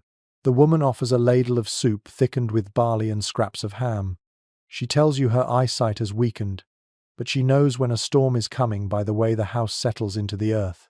Sometimes, she says, she hears faint tapping sounds along the walls. She suspects it's the wood shrinking, but her husband believes it's something else entirely. He leans toward you and whispers that he sometimes thinks the house speaks to him when the cold grows too harsh. The way he says it is neither silly nor grand, just simple truth, spoken from a tired soul. He motions toward a set of jars lined on the counter, showing you the layers of white frost that formed inside them earlier. They bring the jars to the stove to thaw, and as they warm, you hear faint pops echoing from the lids. He says he never grows used to that sound. According to a few rural memoirs, families noticed this phenomenon during the winter of 1936, though interpretations vary on what exactly caused the jars to behave that way. You linger for a while, listening as the couple exchanges gentle bickering about whether their dog should sleep inside tonight. The dog, curled beneath the table, opens one eye and thumps its tail in quiet triumph. Back outside, you follow a path illuminated by lanterns placed in metal tins along the snowbanks. Each one emits a soft golden halo. You stop beside one tin and see warm wax forming small ripples inside the candle. The owner of the home steps out onto the porch and explains that they've discovered keeping candles outside helps mark safe walking paths at night. She tells you about a peculiar incident earlier this week when one candle burned so coldly that its wax froze before it could pool. She laughs, shaking her head, still unsure how that was possible. At the edge of the neighborhood, you approach a larger home where music floats gently through the frosted door. Inside, a family sits gathered around a piano. They play slowly, fingers stiff but determined. A teenager presses the keys carefully, wincing when one note sounds off. The father tells you the cold affects the tuning so badly they might as well be playing a different instrument each day. Still, he says, music lifts their spirits in ways nothing else can. A few historical accounts mention families who continued nightly music even during deep freezes, calling it their invisible hearth. You watch as the mother hums along, her voice trembling but soft. You sit for a while, absorbing the warmth of their melody. When you stand to leave, the youngest child hands you a small charm shaped from melted candle wax, cooled and carved with a pin. It is crude, little more than a lump shaped into a heart, but the gesture carries an intimacy that transcends the simplicity of the object. Stepping back outside, the storm has nearly vanished. Snow drifts lazily from the sky. Lamps flicker gently in windows behind you. Warmth improvised, stitched together, held tight spills from every doorway. As you follow the road toward the next faint glow in the distance, you sense that something heavier lies ahead. Not the cold itself, but the lasting mark it leaves. People endure storms in the moment, but memory, pride, scars and lessons linger long after the snow has melted. And you know the night still has stories waiting for you. Stories shaped not by wind or frost, but by the strength people discover once winter has tested them completely. You follow the softened snow path until the wind fades into a faint murmur behind you. Lantern light flickers in the distance, marking the next cluster of homes. The storm may have quieted, but the cold remains, settling into the land with a kind of stubborn permanence. As you draw closer, you realize something subtle has shifted. The people you find here do not move with the frantic urgency of survival anymore. Instead, they carry a different weight. The the slow realization that the winter has changed them in ways they will not immediately understand. You step into a neighborhood where several families stand outside, brushing snow from steps and roofs under the pale glow of early morning. The sky is a muted grey, the kind that makes shadows look washed and thin. A man scraping frost from his window waves you over and chuckles that the cold has reshaped his daily routines so thoroughly he no longer remembers what warm mornings feel like. He gestures toward the frost-coated glass and points out faint rings forming at the edges. He says he once read that old-time sailors believed rings of frost foretold breaks in the weather. Whether that bit of lore holds any truth remains uncertain, but he enjoys repeating it anyway. It gives him a whisper of hope. You join him inside, where the smell of coffee fills the small kitchen. His wife sets down 2 mugs on the table and tells you how the storm forced them to rethink everything. Food storage, heating, travel, even the layout of the house. She explains they moved all sleeping spaces away from the outer walls because frost crept into the bedrooms at night. She says they started cooking larger meals in the mornings, ensuring there was something warm to reheat in the evenings when fuel ran low. These changes feel permanent now, part of a new rhythm rather than an emergency measure. According to local letters preserved from the era, many families across the country made similar adjustments, turning temporary adaptations into long-standing habits. They speak of the winter of 1936, not merely as a season but as a marker, a hinge moment that reshaped how households functioned. You continue down the street and stop as you notice a wooden sign being hammered into the snow. A woman stands beside it, her cheeks flushed from the cold. She tells you she is helping the neighbors mark safe paths for walking. After weeks of drifting snow burying landmarks, people wanted more certainty. She explains that these markers will remain long after the thaw, to remind them where the ground dips or where hidden stones lie beneath the surface. She laughs softly, saying that winter made everyone far more cautious than they used to be. The next house you approach belongs to a widower, stacking bundles of firewood with deliberate care. He tells you he began preparing fuel much earlier this year, far earlier than habit dictated. He explains he now splits wood in smaller pieces, so it ignites faster, stretches farther, and wastes less heat. He chuckles and says he learned this trick from a traveling salesman years ago but only now understands its value. His voice lifts with a mix of pride and reflection as he says the winter taught him discipline he never expected to need. He pauses, then leans on his axe handle and shares a curious detail. Many in the neighborhood claim they can smell a change in the air when the cold begins to retreat, as though the scent of soil rises faintly through the frost. Some dismiss the idea as imagination, while others swear by it. Farmers, in particular, insist the earth speaks long before it reveals anything visibly. The man shakes his head, uncertain which explanation he prefers. A few steps down the road, you find a small group of children rolling what looks like 3 large bundles wrapped in burlap. They push the bundles awkwardly toward the center of the yard. When they unpack them, you realize each contains thick mats woven from leftover rags. Their mother emerges from the house and explains they have begun reinforcing the chicken yard with these mats, not because of the cold now, but because the storms taught them how fragile the pen really was.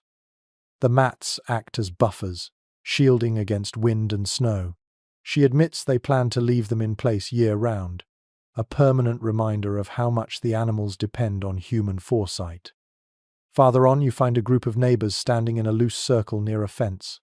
They are discussing repairs for spring, roof patches, fencing replacements, additions to barns. But the conversation has a reflective tone. One man says he never realized how much he relied on his neighbors until this winter. Another adds that sharing tools felt less like borrowing and more like pooling survival. A third nods quietly, saying the cold revealed who checked on others and who preferred to stay alone. Their voices are low, thoughtful. In community accounts from the months following the Great Freeze, people often noted that the winter reshaped social ties. It strengthened some bonds, exposed weak ones, and created new, unspoken agreements about responsibility and support.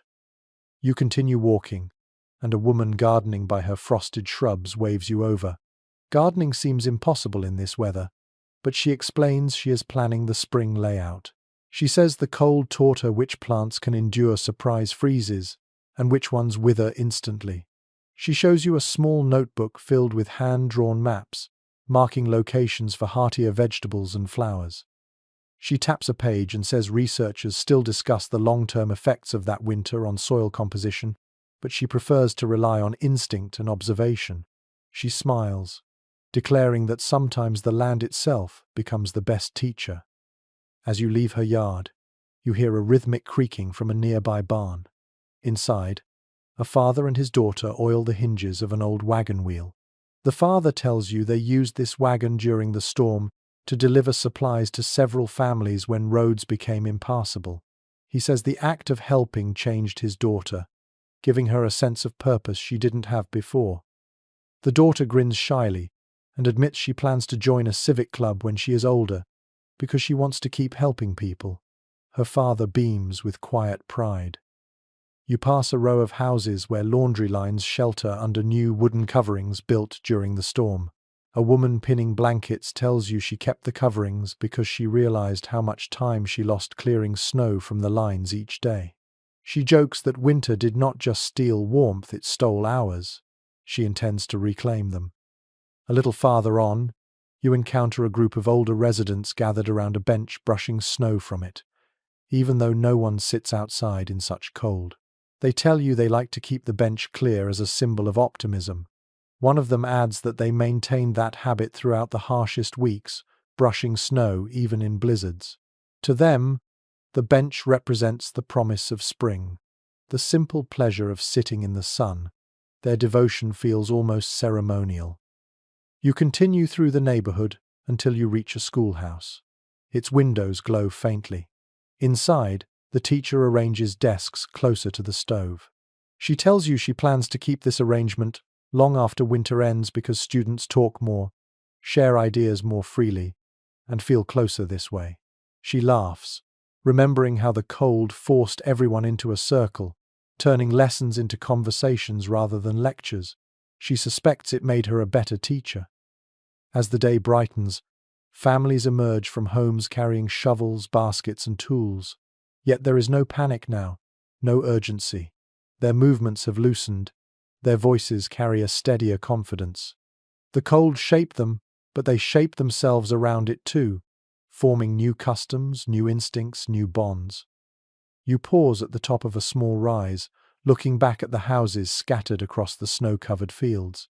You realize that survival may have been the challenge, but transformation became the outcome. This winter carved lessons into their days and left traces that will linger long after the ice melts. You turn toward the road leading north, where a faint glow signals another shift. The cold is thinning now. The air carries the faintest suggestion of something softer, lighter. A season is ending, slowly, reluctantly. And you sense the next chapter unfolding ahead, one of relief, exhaustion, and quiet gratitude, as the land prepares to thaw and the people prepare to breathe differently.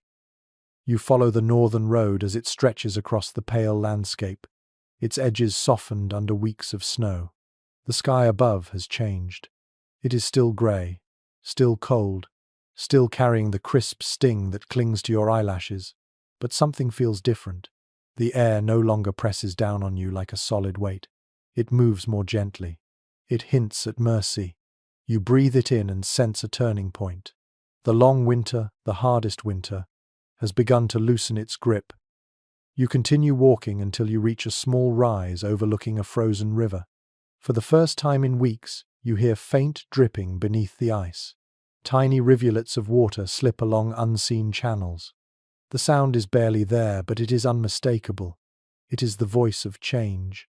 You kneel, placing a hand on the icy surface. The cold remains sharp, but the ice no longer feels invincible. It creaks softly under your palm, a reminder that nothing frozen stays frozen forever. As you rise, you follow the riverbank toward a nearby cluster of homes. Smoke curls from chimneys in thinner ribbons now, drifting upward instead of being flattened by harsh winds. A woman sweeping her porch pauses, lifting her face toward the sky.